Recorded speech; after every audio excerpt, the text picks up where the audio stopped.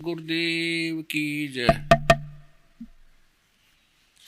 सर्वसंग से प्रार्थना है, सत्संग प्रारंभ हो रहा है।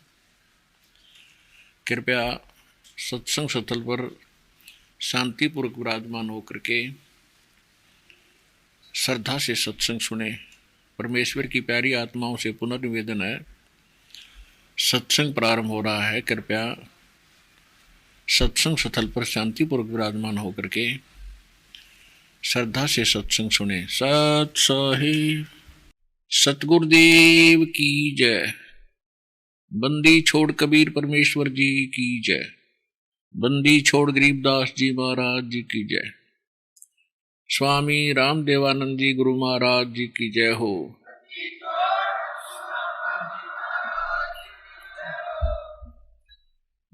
गरीब नमो नमो सतपुरुष को नमस्कार, गुरु की नहीं सुर नर मुनिजन साधुआं संतों सर्वस्ती नहीं। सतगुरु साहेब संत सब डंडो तुम प्रणाम, आगे पीछे मत हुए तिनको जा कुर्बान। नराकार निर्विषम काल जाल भयबंधनम, निर्लेपम निज निर्गुणम अकल अनुवेशंदनम। सोहम सुरति समाप्तम सकल समाना नीरतलय, उज्ज्वल हीरंबर हरदमम बेपरवा अथाह वार पार निमज्जतम। ग्रीव जो सुमर सिद्ध होई, गणनायक गलता ना करो अनुग्रह सोई, पारस पद परवाना। आदि गणेश मनाऊं गणनायक देवन देवा, चरण कमल लौलाऊं आदंत करूं सेवा। परम शक्ति संगीतम रिद्धि सिद्धिदाता सोई, अवगत गुण अतीतम सत्य पुरुष निर्मोही।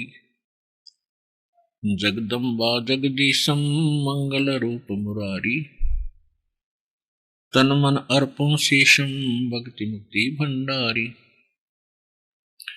सुर नर मुनि जन ध्यावे, ब्रह्मा विष्णु महेशा, शेष शेष मुख गावे पूज्य आद गणेशा। इंद्र कुबेर सरीखा, वरुण धर्म राय ध्यावे, समर्थ जीवन जी का मन इच्छा फल पावे। 33 कोटि अधारा ध्यावे से 88, उत्तर है बहु जल पारा कट है यम की फांसी। 33 कोटि अधारा ध्यावे से 88, उत्तर है बहु जल पारा कट है यम की फांसी। कर जोरूं विनती करूं धरूं चरण पर शीश, गुरु जी राम देवानंद जी महाराज ने दियो नाम बख्शीश।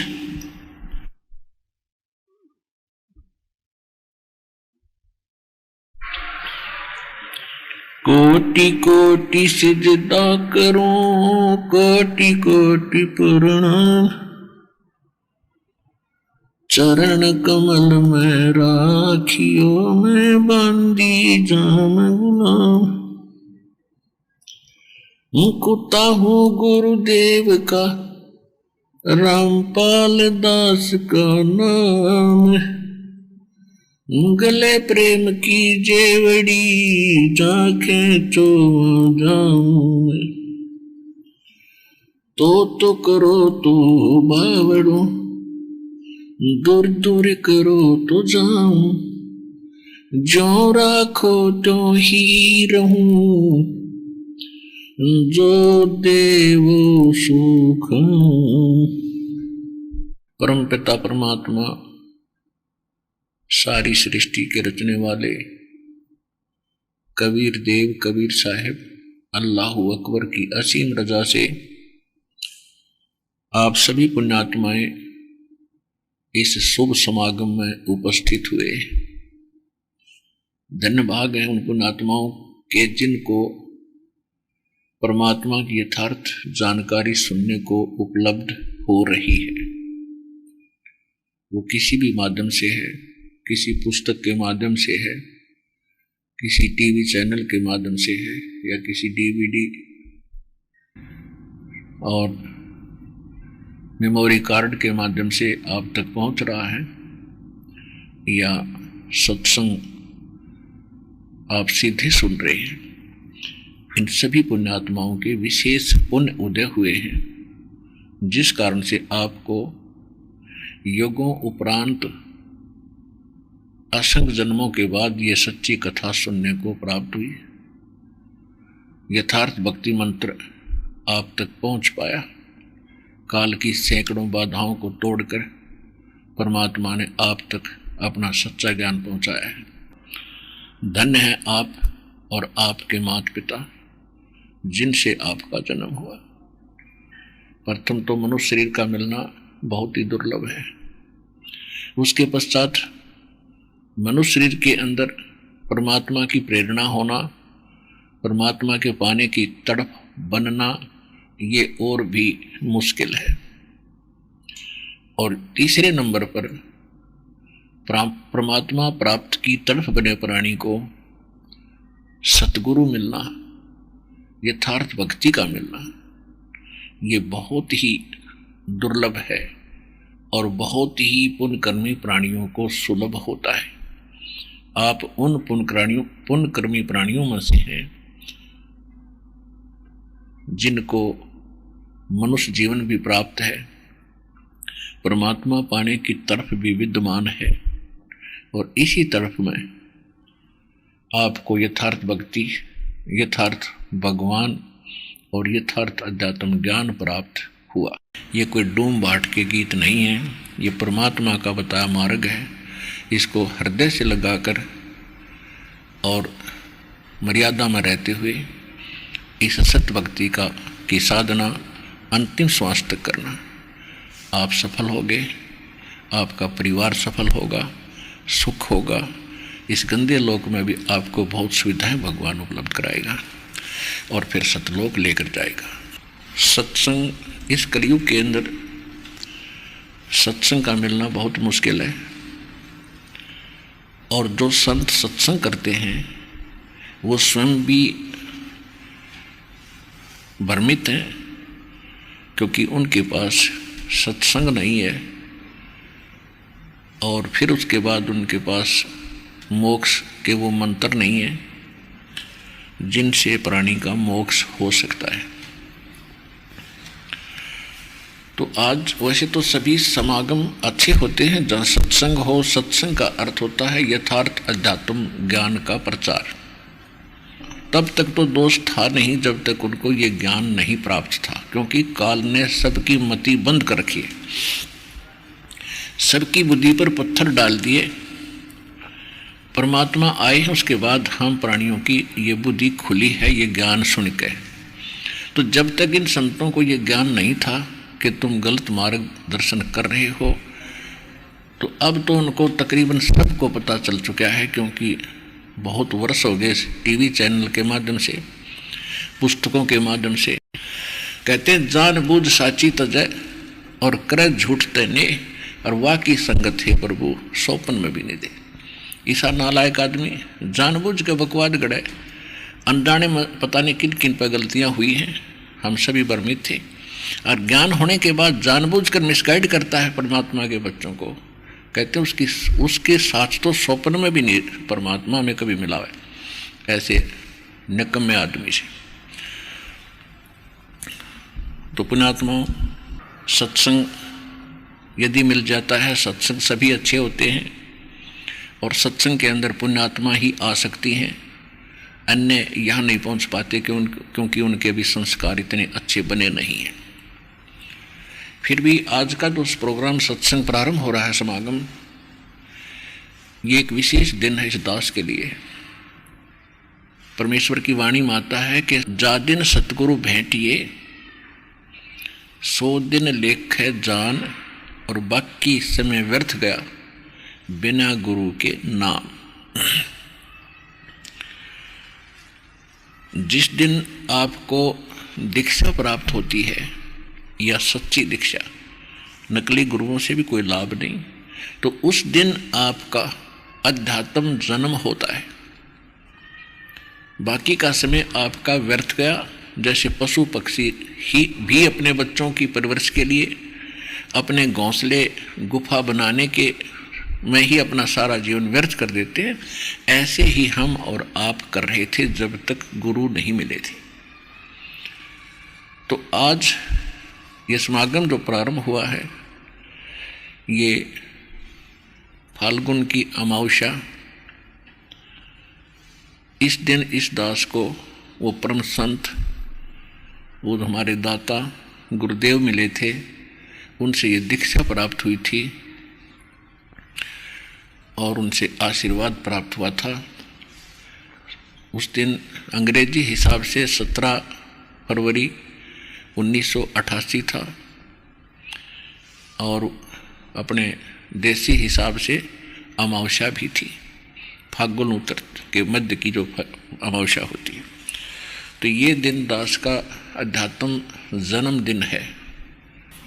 जैसे आप सुनते हैं कि परमात्मा हमारे लिए भटक रहे हैं, गोता मारूं स्वर्ग में जा बैठूं पाताल, गरीब दास ढूंढता फिरूं मैं अपने हीरे मोती लाल।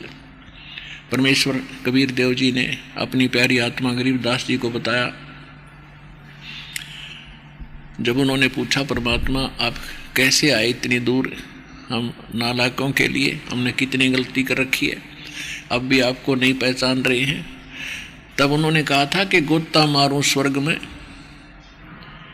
और जा बैठूं पाताल, गरीब दास में ढूंढता फिरूं अपने हीरे मोती लाल। आप उस परमात्मा के हीरे मोती लाल हो, आपको वो इकट्ठे करने पर लगा हुआ है, लेकिन आप अनजानपने में परमात्मा को ना पहचान कर इस काल के जाल में फंसे रह जाते हो। तो परमात्मा प्रत्येक युग में आते हैं, उसके साथ साथ अन्य समय में भी वो जब चाहे कभी भी इस पृथ्वी पर आ जाते हैं। वो परमात्मा कभी जन्म नहीं लेते, सहशरीर आते हैं, सहशरीर चले जाते हैं। एक जीवन प्रत्येक युग में एक जन साधारण की तरह वो जीते हैं, ये उनका नियम है। जैसे इसी कलयुग के अंदर विक्रमी संवत 1455 ज्येष्ठ सुदी पूर्णमासी सन 1398 को सतलोक से आए थे, एक बालक का रूप बनाया था, कमल के फूल पर विराजमान हुए थे। वहाँ से नीरू नीमा नाम के दुल्हा दंपत्ति निसंतान थे, वो घर ले गए थे। और उसके बाद वो परमात्मा धीरे धीरे बड़े हुए, अपनी लीला प्रचार अपने में बाहर छोटी मोटी झोंपड़ी डालकर एक गुरु रूप में रहा करते थे, क्योंकि यहाँ पर दो शक्तियाँ काम कर रही हैं। एक तो जो काल है, इसको शैतान भी कहते हैं, और दूसरा दयाल है, वो कबीर भगवान है, सत्य पुरुष है। हम सत्य पुरुष के बच्चे हैं, सत्य पुरुष की संतान हैं, चींटी से लेकर हाथी तक, रंग से लेकर राजा और देवताओं तक। और वो हमारे लिए भटक रहे हैं, हम इस झूठे सुख को सुख मानकर अपना जीवन इसी में व्यस्त किए हुए हैं। तो वो परमात्मा कहीं भी आकर के ऐसे रहा करते थे, ज्ञान सुनाते थे। तो यहाँ दो शक्तियाँ हैं। ये काल चाहता है कि इनको यथार्थ ज्ञान ना हो, भगवान की जानकारी इनको सौंपन में भी ना हो। यदि इनको परमात्मा पाने की तड़प हो तो नकली दूत संत बिना गिनती के भेज रखे हैं, छोड़ रखे हैं, गांव-गांव में, नगर नगर में, डगर डगर में वो सब भ्रमित करने पर लगा रखे हैं। वो अपना भी जीवन नाश कर जाते हैं और भोले श्रद्धालुओं को भगवान से दूर करने का पाप भी वो सिर पर रख ले जाते हैं। तो इस शैतान का तो काम ये है कि भक्ति से दूर रहें, यथार्थ मार्ग पर ना चलें। और परमात्मा की ये कोशिश रही है कि इस कलयुग के पीक टाइम तक, प्राइम टाइम ये जो चल रहा है पिछली पीढ़ी का, यहाँ तक इस भक्ति की आस्था, भक्तों के अंदर भगवान की आस्था बनाए रखूं, ताकि इनमें तड़फ बनी रहे और उस कलयुग के उस समय में ये मेरे पास आवें और इनका कल्याण हो सके। तो इसी प्रकार एक नगर के पास परमात्मा ऐसे ही एक साधु संत के रूप में रह रहे थे और उनके कई परिवार उनके शेष हुए। तो उस परिवार की एक लड़की कहीं विवाही दूसरे गांव में उसका विवाह हुआ। तो परमात्मा संत रूप में विराजमान रहते हैं। तो उन्होंने कभी कुछ दिनों के बाद उनके घर वालों से कहा कि बेटी का विवाह कहाँ हुआ है। उन्होंने बताया कि ऐसे ऐसे उस गांव के अंदर विवाह कर रखा आपकी पुत्री का। तो परमात्मा ने यानी संत रूप में उस संत ने कहा कि मैं कभी उधर जाऊंगा तो बेटी को मिल के आऊँगा। और उनके माता पिता ने भी कहा कि भगवान जरूर दर्शन दे के आना, कहीं भूल ना पड़ जाए बेटी के। इस उद्देश्य से वो संत उस लड़की के वहाँ ससुराल चले गए। तो उस लड़की ने जाकर के अपनी सास को भी काफ़ी पढ़ाया, उसको ये ज्ञान सुनाया। कुछ दिनों के बाद उस माई ने, उसकी सास ने भी दीक्षा ले ली उसके साथ कहीं पर आकर मालिक से, उसी संत से। संत के शिष्य ज़्यादा होने से कई बार पहचान भी नहीं होती। तो जब वो संत जी वहाँ पहुँचे, कुशल मंगल पूछा, तो संत जी ने पूछा, गुरु जी ने पूछा, बेटी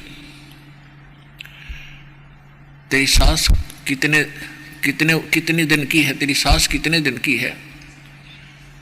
उसने कहा जी ये 6 महीने की है मेरी सास 6 महीने की है। अच्छा, और तेरा ससुर कि उसका तो वो तो है ही नहीं, उसका जन्म नहीं हुआ अभी तक। तो 2-4 कुशल मंगल की बातें सुन के फिर उसने कहा बेटा मैं फिर आऊँगा और इनको समझाऊंगा, ये भी परमात्मा के मार्ग पर लगेंगे, तेरे ससुर को भी समझाएंगे। तो वो चले गए संत जी। पीछे से उसका ससुर आया तो उसकी सास ने उसको कहा कि ये अच्छी निकम्मी बहू आई, ये तुम्हारी बेइज्जती करती है। ऐसे ऐसे गुरुजी आ रहे थे उसके सामने, कहती है मुझे तो कहती है ये 6 महीने की है। मुझे तो बता रही थी 6 महीने की, मैं 60 साल की और इसके सामने बैठी, और आपको कह रही थी उसका जन्म नहीं हुआ, तो मेरी झूठी भी है, इसकी क्यों कृपा पड़ेगी। तो ससुर समझदार था कि इस लड़की के साथ तो हम क्यों बात करें। आप कह रहे हो महाराज जी फिर आओगे, महाराज जी से पूछेंगे जी आपकी लड़की को कुछ समझाओ, ये ऐसे ना बोला है। तो गुरुजी वापस आए तो उसके ससुर ने कहा महाराज जी या लड़की न समझाओ, ये कैसी बोलती है, 60 साल की बुढ़िया ने तेनू कह गया 6 महीने की है, और मेरे बारे में आपको कहा इसने इसका जन्म नहीं हुआ है, ये अच्छी बात नहीं। ऐसे अच्छे घर की लड़की है, ये ऐसे बोल रही है, क्या सोचेंगे लोग, या पागल है या क्या कहेंगे। तो गुरुजी ने बताया, संत ने बताया देखो ये हमारी कोड वर्ड थे, अध्यात्म यानी सत्संग के ये कोड वर्ड हैं, ये तुम नहीं समझ सके। इसका कहने का तात्पर्य ये है कि इसकी सासू ने अब इनाम लिया होगा 5-6 महीने पहले। हाँ जी 6 महीने पहले यह इनाम दिला के लाई थी, और आपने दीक्षा ले नहीं रखी। आखा मैंने तो नहीं ले रखी। तो ये इसलिए कह रही थी कि जिस दिन सतगुरु मिल गए वो मनुष्य का जीवन उस दिन तो शुरू होता है, और जब तक मनुष्य शरीर नहीं मिला है तो व्यर्थ है, वो जीवन जन्म में नहीं गिनता हमारे हिसाब से।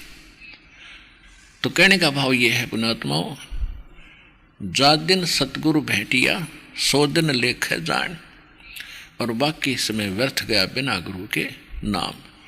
आज का जो समागम प्रारंभ हुआ है ये दास का जन्मदिन है। उससे पहले सन 1988 उससे पहले दास के 37 वर्ष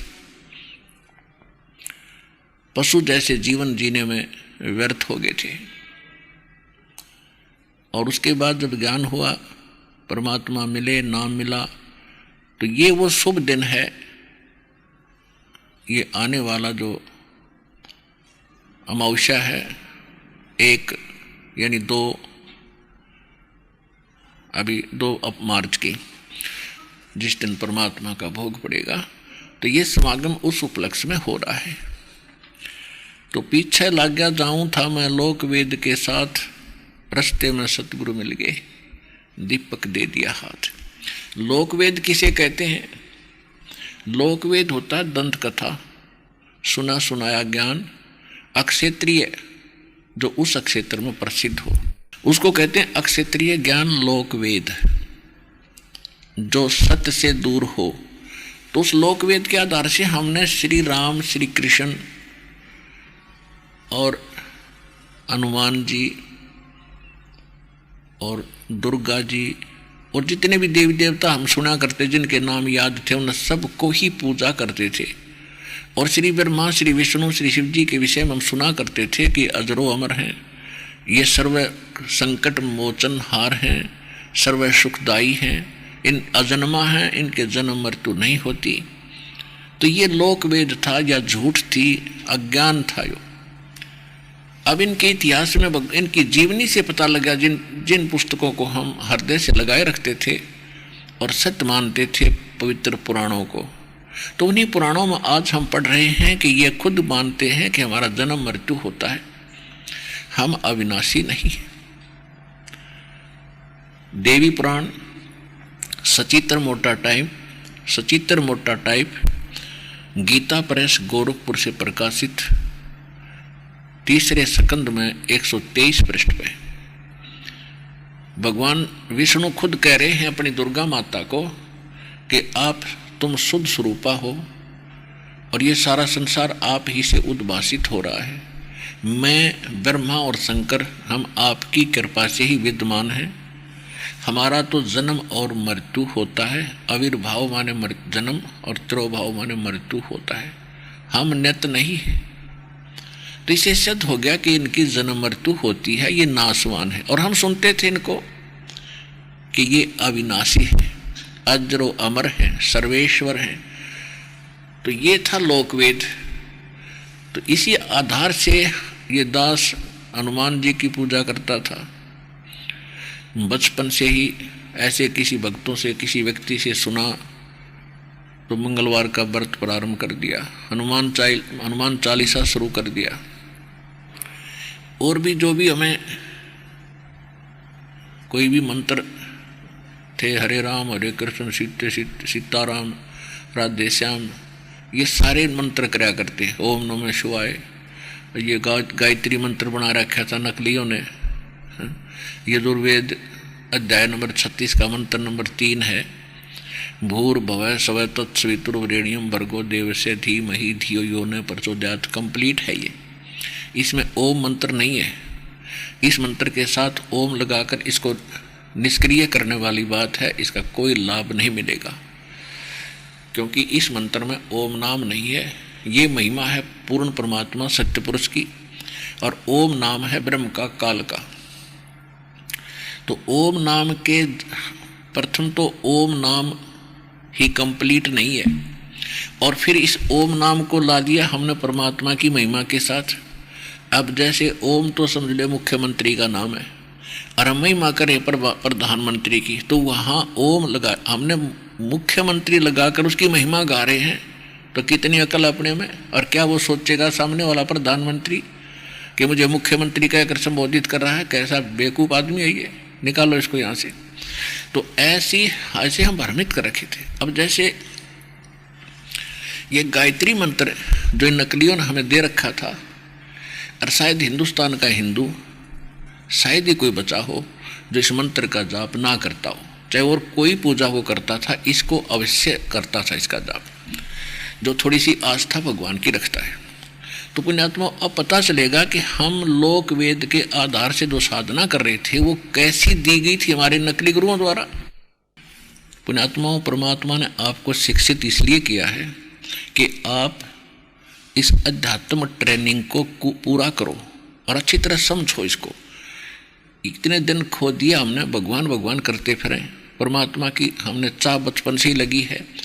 कोई दुख होता तो भगवान के आगे रोते हैं, और जब हमें अब मौका मिला है तो इसको चूकना नहीं, तन मन धन से इसको सफल करने की चेष्टा करो। परमात्मा आपकी मदद करेगा, हरदम साथ रहेगा। जब मर्यादा में रहोगे आपके घर में भी सुख होगा, आपका परिवार भी सुखी होगा, आपको मोक्ष भी गारंटीड मिलेगा, गारंटीड। लिख लेना किताब। तो तो इसको समझना पड़ेगा अपने। पहले निरे गीत गान तो बात नहीं बने, भजले रे भगवान तेरे काम आओगा, भजले रे भगवान तेरे काम आओगे, ये तो अच्छी बात है, लेकिन वो भगवान कौन है, उसका भजन कैसे होता है, वो नाम कौन सा है, जब तक आप इससे संतुष्ट नहीं होगे तो आप भक्ति कर ही नहीं सकते। तो सबसे पहले आपको ज्ञान सुनना पड़ेगा। गीता अध्याय नंबर 4 के श्लोक नंबर 33 में यही कहा है कि इस द्रव्य में यज्ञ से ज्ञान यज्ञ श्रेष्ठ है अर्जुन। द्रव्य में यज्ञ होती है, जैसे कई भंडारे कर दिए, कोई सत्संग करा दिया, कि धर्म यज्ञ कर दी, काम्बल बांट दिए, पशुओं को पक्षियों को चारा आहार डाल दिया, कि धर्मशाला प्याऊ बनवा दी, ये तो है द्रव्य यज्ञ। हवन कर दिया, जो द्रव्य से यानी पैसे से होने वाले धार्मिक अनुष्ठान, उसको द्रव्य यज्ञ कहते हैं। उसमें कहा कि ज्ञान यज्ञ श्रेष्ठ है। ज्ञान यज्ञ का अर्थ है पहले ज्ञान सुने, और ज्ञान सुनकर फिर जो गुरु बताओ संत बताओ, उस ज्ञान के आधार से फिर तुम धार्मिक अनुष्ठान कर, तब सफलता मिलेगी। ऐसे आंख मीच के अंधाधुंध मनमाना आचरण करने से कोई लाभ नहीं होगा। श्रीमद् भगवद गीता अध्याय नंबर 16 के श्लोक नंबर 23 और 24 में कहा है कि शास्त्र विधि को त्याग कर, 23वें श्लोक में कहा कि शास्त्र विधि को त्याग कर जो मनमाना आचरण करते हैं पार्थ, उनको न तो कोई सुख होता है, न कोई सिद्धि प्राप्त होती है, और न ही उनकी कोई गति होती है। और इन 3 वस्तुओं के लिए ही हम भगवान की साधना करते हैं, और तीनों से होती नहीं। फिर 24वें श्लोक में 16वें अध्याय में कहा कि इससे तेरे लिए अर्जुन कर्तव्य और अकर्तव्य की व्यवस्था में सद्ग्रंथ ही प्रमाण है। किसी की लोक वेद पर आश्रित होकर अपना जीवन नाश ना करना, जो सद्ग्रंथ बताते हैं उन्हीं को आधार मानकर उनकी साधना और अपने ज्ञान को ग्रहण करना। तो इस सतलोक आश्रम बरवाला के अंदर केवल सद्ग्रंथ को आधार मानकर और ये शिक्षा और दीक्षा दी जाती है, और आपके रूबरू किया जाता है। हमारे सद्ग्रंथ ये बताते हैं, ये दास भी वही आपको बता रहा है। हमारे सद्ग्रंथों में साधना के ये मंत्र हैं, और इन मंत्रों को जिन जिन महापुरुषों ने जाप किया उनका प्रमाण बताता है कि इन महापुरुषों ने ये मंत्र जाप किए, और इनका मोक्ष आप भी मानते हो कि इनका मोक्ष हुआ, तो उनका मोक्ष इस साधना से हुआ जो दास बताता है। तो आपके पास से वो उपलब्ध कराई जा रही है। तो प्रश्न चल रहा है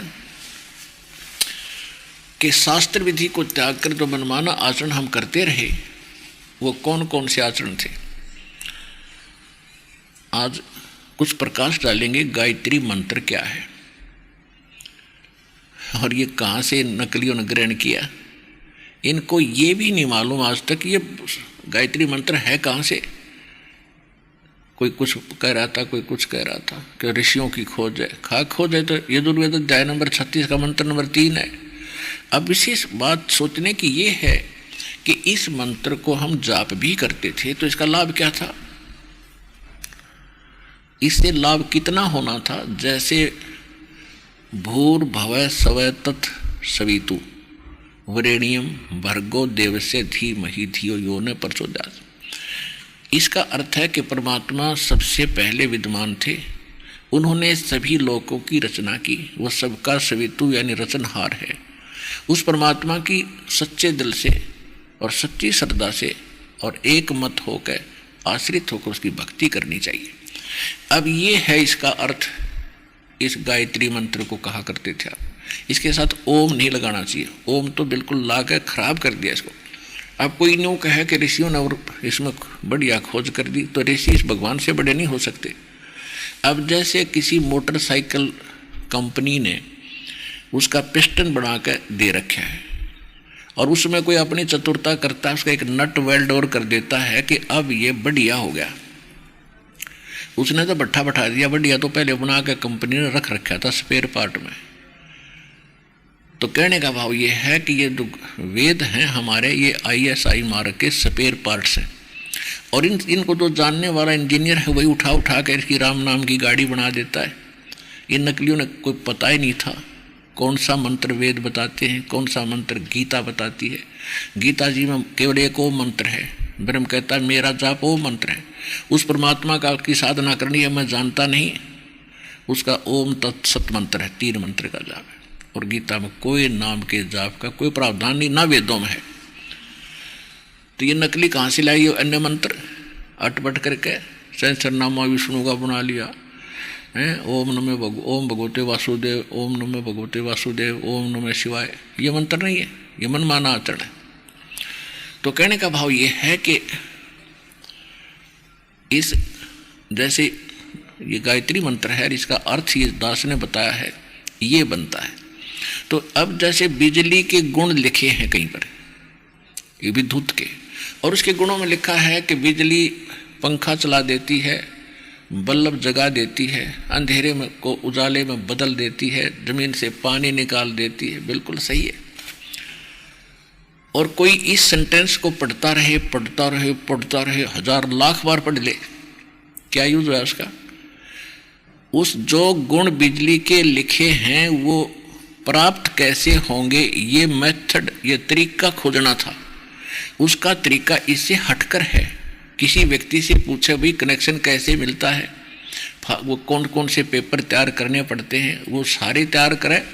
जो भी उनकी फॉर्मेलिटी है बिजली प्रदान करने वाले महकमे की, वहाँ जावे और उनके बताए अनुसार सारे फार्म भरे, विटनेस दिवावे और फिर वो कनेक्शन देंगे। तो जो गुण आप सुना करते और गाया करते और बोलिया करते, आप भी रोज रटा करते, वो गुण तब मिलेंगे जब आप कनेक्शन ले लोगे। फिर वो गुण गाइयो चाहे ना गाइयो, फिर तो रोज उनका आनंद लीजियो। तो इस गायत्री मंत्र में ये गुण है उस भगवान के।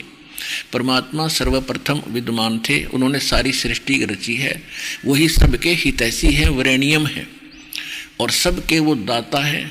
उसकी भक्ति करनी चाहिए अपने सच्चे दिल से, सच्ची बुद्धि से, और कुछ बुद्धि का प्रयोग करो, परमात्मा को जानो। इस तरह का उसका अनुवाद है। तो उसको हम रोज पढ़ते रहें। भगवान सर्वप्रथम थे, परमात्मा ने सब रचना रची, उसकी भक्ति करनी चाहिए, सच्चे दिल से करनी चाहिए, करते रहो। तो उस गायत्री मंत्र के 1 लाख जाप करने, करोड़ जाप करने से कोई लाभ नहीं होगा जब तक वो गुण जो भगवान के अंदर हैं उनको प्राप्त कराने वाला कनेक्शन यानी सतगुरु नहीं मिलेगा। इसलिए वो साधना शास्त्र विधि त्याग कर ये मनमाना आचरण था और इस गायत्री मंत्र का कोई लाभ आपको नहीं मिला, जिस कारण से आप भक्ति करते करते भी सब दुखों का सामना करते रहे। उसके बाद आप प्रेत पित्र बनकर श्राद्ध खाने के लिए तत्पर रहे, यानी आपके श्राद्ध निकलवाए जा रहे थे। तो क्या लाभ दिया उस साधना आपको? इसी प्रकार अन्य जो साधनाएं हैं, अब जैसे व्रत रखते हैं, व्रत रखने से क्या लाभ होगा? जैसे दास मंगलवार का व्रत रखा करता हनुमान जी का, और छोटी उम्र में ही लग गया था 4वीं 5वीं कक्षा से, तो बच्चे को भूख तक नहीं लगा करे कि वो सारे दिन उछल कूद मचानी, और उस दिन व्रत रखना कंपलसरी। अब 12 बजे के बाद खाना खा सकते थे, उससे पहले खाना नहीं खा सकते। तो जब तक रोटी ना मिलती इतना हनुमान थोड़ा याद आया करता, रोटी घनी याद आया करती। अन्य सोचा करते कब 12 बजे रोटी खावें, पेट पकड़ कर बैठ जाते। तो कहने का भाव ये है कि starvation could not lead to salvation. भूखा मरने से भगवान नहीं मिल सकता। और फिर ये प्रावधान कहा ऐसे व्रत रखने का। सूक्ष्म वेद में लिखा है कि प्रथम अंदर संयम राखे, योग युगत सब सतगुरु भाखे। सबसे पहले खाने और पीने में संयम करे, कति इतना कम भी नहीं खावे जिस तरह सारे दिन रोटी याद आवे या आंत कट्ठी हो जाए, अस्वस्थ हो जाए इंसान। और इतना ज़्यादा भी नहीं खावे, खा ले दड़ी पक्का, हर पे रंगड़ाई टूट जमाई आवे, भक्ति करी जाना। यानी अन्न और जल का संयम रखे, आवश्यक खाना खावे, घना भी नहीं खावे और कति इतना भी नहीं खावे कि भाई कम भी नहीं खाए, यानी अपना मीडियम सा जलपान करे, भक्ति करे, उससे शरीर भी नॉर्मल रहता है। और योग युक्त, योग माने साधना की, युक्ति माने विधि, सतगुरु बतावे। तो वो इस तरह की बताओगा। और हमारी श्रीमद् भगवत गीता एंड पवित्र श्रीमद् भगवत गीता, पवित्र चारों वेद और पवित्र सूक्ष्म वेद, जो गॉड गिवन स्पिरिचुअल नॉलेज है, जो परमात्मा स्वयं आकर बोलते हैं, उसको सूक्ष्म वेद कहते हैं और उसको तत्व ज्ञान भी कहते हैं। इन तीन जो ये सदग्रंथ हैं, 3 सदग्रंथ हैं, इनके अंदर हमारी भक्ति की विधि यथार्थ लिखी हुई है। लेकिन वेद और गीता में एक जैसी विधि है भगवान के पाने की, ये इनकम्प्लीट है, कंप्लीट नहीं है। इसका प्रमाण है श्रीमद् भगवत गीता अध्याय नंबर 4 के और श्लोक नंबर 32 और 34 में। यहाँ पर ये गीता ज्ञानदाता श्री कृष्ण में प्रवेश करके ब्रह्म बोल रहा है, ब्रह्म, और ये कह रहा है कि अर्जुन, जो मैंने अभी तुझे अन्य साधकों की साधनाएं बताई हैं, श्लोक नंबर 25 से लेकर 30 तक, कोई कैसी, कोई देवताओं की पूजा करता है, कोई एक पैर के खड़ा होकर के तप करता है, और कोई प्राणायाम आदि करके सोचा भाई इससे मोक्ष हो गया, कोई घोर तप को तपता है, और कोई केवल स्वाध्याय करते हैं, कोई अहिंसावादी घोर व्रत रखते हैं, जैसे मुंह पर पट्टी बांध के नंगे पैरों घूमते हैं, हम हिंसा नहीं करते, अहिंसा में विश्वास रखते हैं। कहते ये साधना करने वाले साधक अपनी अपनी साधनाओं को ये पापनाशक जानते हैं। पापनाशक मीन मोक्षदायक, पापनाश होंगे तभी तो मोक्ष होगा, तो ये मोक्षदायक मानते हैं। लेकिन चौथे अध्याय के फिर 32वें श्लोक में कहा है कि उस सच्चिदानंद घन ब्रह्म ने अपने मुख कमल से जो ज्ञान बोला होता है, उनकी उस सच्चिदानंद घन ब्रह्म की वाणी कहलाती है। उस वाणी के अंदर यज्ञों यानी धार्मिक अनुष्ठानों की, साधनाओं की जानकारी विस्तार के साथ कही गई है, और उसमें लिखा है कि वो काम करते करते कर्म करते करते की जाती है, और उसके करने से फिर आप पूर्व सभी पापों से मुक्त हो जाओगे। और उस फिर चौथे अध्याय के 34वें श्लोक में कहा है कि वो जो तत्व ज्ञान है मैं नहीं जानता, गीता ज्ञानदाता कहता है, उसके लिए तत्वदर्शी संतों की खोज करो, जो उस तत्व ज्ञान से परिचित हों, जो गॉड गिवन स्पिरिचुअल नॉलेज है, complete God given complete spiritual knowledge है, यानी पूर्ण परमात्मा द्वारा दिया गया संपूर्ण ज्ञान उसमें है। और वो तत्वदर्शी संत बताओगे, उनके पास जाकर विनम्र भाव से प्रणाम करके, दंडवत प्रणाम करके पूछना, तब वो आपको बताएंगे। तो इससे सिद्ध हो गया कि गीता के अंदर कंप्लीट स्पिरिचुअल नॉलेज नहीं है। लेकिन गलत नहीं है। गीता अध्याय नंबर 7 के श्लोक नंबर 29 में गीता ज्ञानदाता बता रहा है कि मैं जो ज्ञान दे रहा हूं तुझे कि तत्वदर्शी संत की खोज कर ले, और जिन्होंने मेरी इस बात को आश्रय कर लिया, मेरे ज्ञान का आश्रय कर लिया, जो मेरे इस ज्ञान के आश्रित होकर और तत्वदर्शी संत से संपर्क साध लेते हैं, वो व्यक्ति जो केवल जरा और मरण से छूटने का ही प्रयत्न कर रहे हैं। जरा माने बुढ़ापे का कष्ट और मरण माने मृत्यु, तो वो तत्परम से और सारे दात्म ज्ञान से और सारे इन कर्मों से परिचित हो चुके। जो केवल जरा और मरण, जरा माने वृद्ध अवस्था का कष्ट, बुढ़ापे का दुख, और मरण माने मृत्यु, जो केवल जरा और मरण से मोक्ष पाने के लिए, छुटकारा पाने के लिए जो प्रयत्नशील हैं, वो मेरे इस ज्ञान को आश्रित कर चुके हैं, और वो तत्ब्रह्म से परिचित हैं। तत्ब्रह्म और सारे अध्यात्म ज्ञान से और सारे कर्मों से वो परिचित हो चुके। तो कहने का भाव ये है कि वो फिर इस संसार की किसी अन्य वस्तु की इच्छा नहीं रखते, वो केवल वृद्ध अवस्था से यानी और पुनर्जन्म से छुटकारा पाना चाहते। तो कहने का भाव ये है कि इस जीव के लिए वृद्ध अवस्था सबसे बड़ा दुख है, सबसे बड़ा कहर है इसके लिए, और फिर मृत्यु उससे भी बूंदी, उससे भी बुरी। हम अपने बच्चों में कैसे सुख से रह रहे हैं, कितने प्यार है इनके अंदर, कितना संपत्ति में हमारा लगाव है, सारा जीवन उसी पर लगा देते हैं, जमीन खरीदने में, उसके ऊपर कोठी बंगले बनाने में, और फिर मर जाते एक सेकंड में। तो ये कोई जीवन है? तो ये छुटकारा होगा वहाँ सतलोक में जाने से जहाँ आप रहा करते थे, और वहाँ जाने के बाद फिर आप वापस मृत्यु में नहीं आओगे, वहाँ वृद्ध अवस्था नहीं है। ऐसी सृष्टि है, ऐसे ही आपका परिवार बनेगा, और वो परिवार सदा के लिए आपके साथ रहेगा। वहाँ किसी चीज़ का अभाव नहीं है, कोई मृत्यु नहीं है, कोई राग द्वेष नहीं है, इतना वहाँ का वातावरण इतना अच्छा है। तो हम उसको छोड़कर यहाँ गलती से आप फंसे, और हम इतने दलदल में धस गए, हमने वो शुद्ध भी ना रही कि इससे हटकर भी कोई स्थान है, इससे हटकर भी कोई भगवान है। अभी तक हमारे धर्मगुरु स्वर्ग तक की रामायण सुनाया करते थे, अभी तक ये हमारे को स्वर्ग तक की ही कथा सुनाया करते थे, और मृत्यु फिर भी डेफिनेट है, अपने कर्म भोग कर फिर आना ही पड़ता है। तो ये जो पढ़ाई इनकम्प्लीट थी, ये ध्यात्म मार्ग इनकम्प्लीट था, अधूरा था।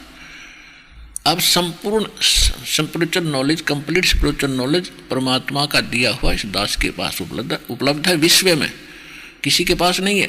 ये आज समझ में आ जाए आपके, चाहे 10 दिन के बाद आ जाना, ये विश्व में ज्ञान किसी के पास नहीं है, और ना भक्ति है और ना ये मंत्र है।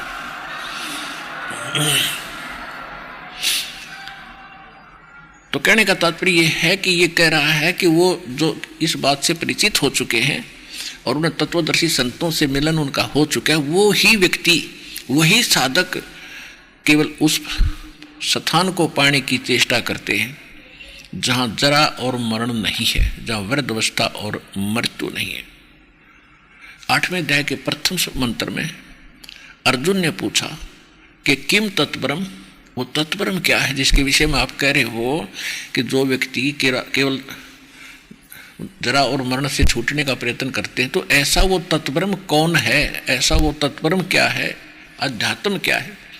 तो 8वें अध्याय के 3रे श्लोक में गीता जी में गीता ज्ञानदाता कहता है कि वो परम अक्षर ब्रह्म है, यानी गीता ज्ञानदाता से अन्य है। और गीता अध्याय नंबर 15 के श्लोक नंबर 1 से 4 में और 16 और 17 में एक निष्कर्ष दिया है, तत्वदर्शी संत की पहचान भी बताई है कि ये उल्टा लटका हुआ संसार रूपी वृक्ष जानो। जैसे जड़ वृक्ष तो वैसे नीचे से ऊपर होता है, जमीन में जड़ होती है, ऊपर तना होता है, डार होती है, शाखा होती है, पत्ते होते हैं। तो इसको ये समझ लो कि ये उल्टा लटका हुआ है, ऊपर को जड़ है, वो तो पूर्ण परमात्मा है, क्योंकि जड़ ही पूरे वृक्ष को आहार देती है, पालन करती है। तो वो परमात्मा जो पालन करता है वो तो सतलोक और सचखंड ऊपर रहता है, और नीचे की इसके तना ये तो अक्षर पुरुष है। गीता ज्ञानदाता नहीं बता, गीता ज्ञानदाता ने तो इतना कहा है कि ऊपर को जड़ और नीचे को तीनों गुण रूपी शाखा वाला ये उल्टा लटका हुआ संसार रूपी पीपल का वृक्ष जानो। और जो संत इसके सारे विभाग जानता है, स वेदविद, वो तत्वदर्शी संत है, वो वेद के तात्पर्य को जानता है, उससे बात कर। तो जैसे परमात्मा की लीला में लिखा है कि वो स्वयं आकर के यथार्थ ज्ञान अपनी अच्छी आत्माओं को देते हैं, सतलोक से चलकर आते हैं, तो 600 वर्ष पहले परमात्मा ने वो भूमिका की थी।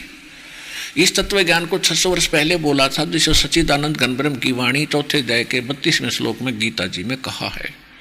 तो उसमें क्या लिखा है कि अक्षर पुरुष एक पेड़ है और सरपुरुष वा की डार और तीनों देवा शाखा है ये पात्र रूप संसार।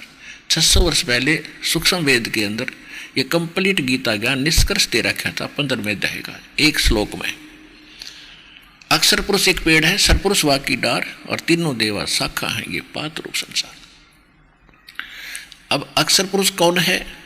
तो ये बता है कि जो तत्वदर्शी संत वो होगा, इस वृक्ष संसार रूपी वृक्ष के सब विभाग बता देगा। अब जड़ तो है पूर्ण परमात्मा, परम अक्षर ब्रह्म, जिसमें गीता अध्याय नंबर 8 के श्लोक नंबर 3 में गीता ज्ञानदाता जिसके विषय में संकेत करता है, वो तो है परम अक्षर ब्रह्म। और गीता अध्याय नंबर 15 के श्लोक नंबर 16 और 17 में 3 पुरुष बताए, एक सरपुरुष एक अक्षर पुरुष। सरपुरुष ये ब्रह्म है जो गीता ज्ञान बोल रहा है श्री कृष्ण में प्रवेश करके, ये केवल 21 ब्रह्मांड का स्वामी है, 21 ब्रह्मांड। और दूसरा अक्षर पुरुष है, वो 7 संख ब्रह्मांड का स्वामी है, मालिक है, प्रभु है, स्वामी है।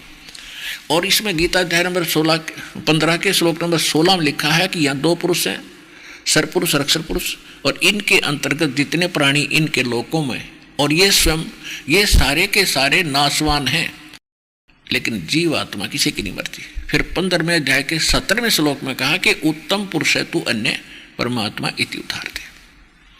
वो पुरुषोत्तम उत्तम पुरुष श्रेष्ठ भगवान तो इन दोनों से सरपुरुष और अक्षर पुरुष से कोई और है, और उसको परमात्मा कहा जाता है। और ये लोग तरम अविश्य विवृत्ति जो तीनों लोकों में प्रवेश करके सबका धारण पोषण करता है, वो अवैश्वर है, वो है वास्तव में अविनाशी भगवान। तो संसार रूपी वृक्ष की का पोषण मूल से होता है। तो मूल जो है वो परम अक्षर पुरुष है, परम अक्षर ब्रह्म को हो, परम अक्षर पुरुष को हो। अब हम आते हैं गीता अध्याय नंबर 8 के और श्लोक नंबर गीता अध्याय नंबर 15 के श्लोक नंबर 1 से 4 का निष्कर्ष है कि तत्वदर्शी संत वो होगा जो इसके सभी भागों को भिन्न भिन्न बता देगा। सरपुरुष कौन है, परम अक्षर पुरुष कौन है, और अक्षर पुरुष कौन है, डार कौन है, यह आपको बता दिया। ये संसार रूपी वृक्ष की मूल तो परम अक्षर ब्रह्म है, परम अक्षर पुरुष कहो, परम अक्षर ब्रह्म कहो। और तना जो जमीन से बाहर दिखाई देता उसको वो सरपुरुष जानो, सरपुरुष न अक्षर पुरुष, अक्षर पुरुष जिसको परब्रह्म भी कहते हैं, जो सात संग ब्रह्मांड का स्वामी है। उसके बाद उस तने से एक मोटी डार निकलती है, वैसे तो बहुत सी निकलती है, उनमें से एक को समझो ये सरपुरुष है, ज्योति निरंजन है, ये काल है, 21 ब्रह्मांड का स्वामी है, ये ब्रह्मा विष्णु महेश का पिता है। तो इसके डार के आगे फिर 3 शाखा हैं, रजगुण ब्रह्मा, सतगुण विष्णु, तमगुण शिव, और आगे पात रूप संसार है। इनके इस उस डार पर लगी हुई शाखाएं 3, और उनके आगे जितने पत्ते हैं तो उनके वो हम हैं, पात रूप संसार। ये तो परमात्मा ने बताया और दास ने आपका रूबरू कर दिया। तो ये कंप्लीट जो ज्ञान इनका बताता है वो तत्वदर्शी संत है। तो इस विश्व में आज तक आपने भी खूब अध्यात्म मार्ग की खोज की है, संतों से भी मिले हो, सदग्रंथ भी आपने बहुत पढ़े हैं, आज तक आपको ये ज्ञान बतानिया नहीं मिला होगा। तो इससे भी सिद्ध हो जाना चाहिए आपके हृदय में कि इस विश्व में दूसरा वर्तमान में कोई संत नहीं है।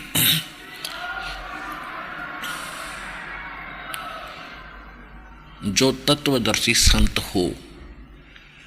अब प्रश्न आता है गीता अध्याय नंबर 8 के श्लोक नंबर 3 में वो परम अक्षर ब्रह्म बताया है कि जिसको जानने के बाद प्राणी जो संतों के पास पहुंचेगा, तत्वदर्शी संतों के पास जाएगा, वो उसको यथार्थ ज्ञान देंगे, उसके बाद वो केवल भक्ति करेगा मोक्ष के लिए ही। वृद्धावस्था उसने दिखेगी, खड़ी दिखाई देगी, पैर टूटेगा, बुढ़ापे में सारा कुछ संकट जीव पर आ जाता है। और चलो अब तो थोड़ा बहुत मालिक के नाम से हल्का भी होगा, भक्ति करेंगे तो, और फिर सदा का झंझट छूटे, मौत मिटेगी, वृद्धावस्था नहीं होगी। तो इससे बड़ा सुख जीवन में जीव को होगा क्या? और मनुष्य जीवन सदा रहेगा। तो वो स्थान और उस वस्तु को पाने के लिए एकमात्र स्थान सतलोक आसन बरवाला जिला हिसार हरियाणा में है, और इस दास के पास उपलब्ध है, विश्व अब नहीं है। अब बार बार इसलिए कहना पड़ता, जैसे बच्चा, आप पहली क्लास के बच्चे हो, अपने ज्ञान सुना नहीं था, और लोक वेद सुनकर आप पत्थर हुए पड़े हो, प्रथम बार समझ में नहीं आता है, रामपाल कह रहा है, अटपट कर रहा है, ब्रह्मा विष्णु में इसको नाशवान बता रहा है, और जब प्रमाण दिखाता है 10 दांता तो उंगली दबाते रह जाते हो आप। तेरा गजब हुई हो, ज्ञान तो ये था, उन्हें फोड़ दिए भाग हमारे नालायक का, आज तक सारे उल्टी पढ़ाई पढ़ा दी।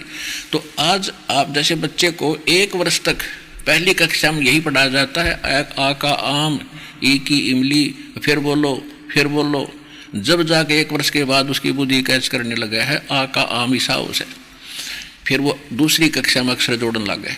तो इसलिए बार बार आपको बताया जा रहा है, और इस बात से बुद्धिमान हो, आप भी परिचित हो कि सत्य यही है।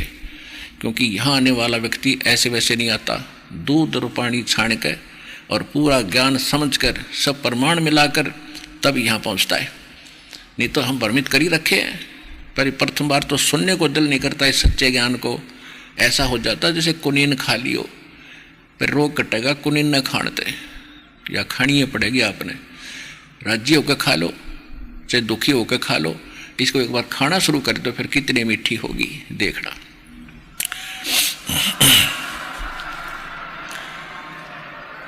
तो प्रसंग चल रहा है कि अब गीता ज्ञान दाता अभी हम लोकवेद सुना करते, उससे हटकर ये है वो ज्ञान जिसको हम सत्संग और सत्साधना और समाधान कह सकते हैं। गीता के अंदर कोई अन्य साधना नहीं है, इवन व्रत को भी मना कर रखा है, व्रत को। अब जो प्रसंग चल रहा है हम उसी को आगे बढ़ाते हैं कि 8वें अध्याय के 3रे मंत्र में गीता ज्ञानदाता कहता है कि वो परम अक्षर ब्रह्म है, जिसको उस तत्व ब्रह्म को जिसने जान लिया वो जरा और मरण से छूटने का प्रयत्न ही करते हैं।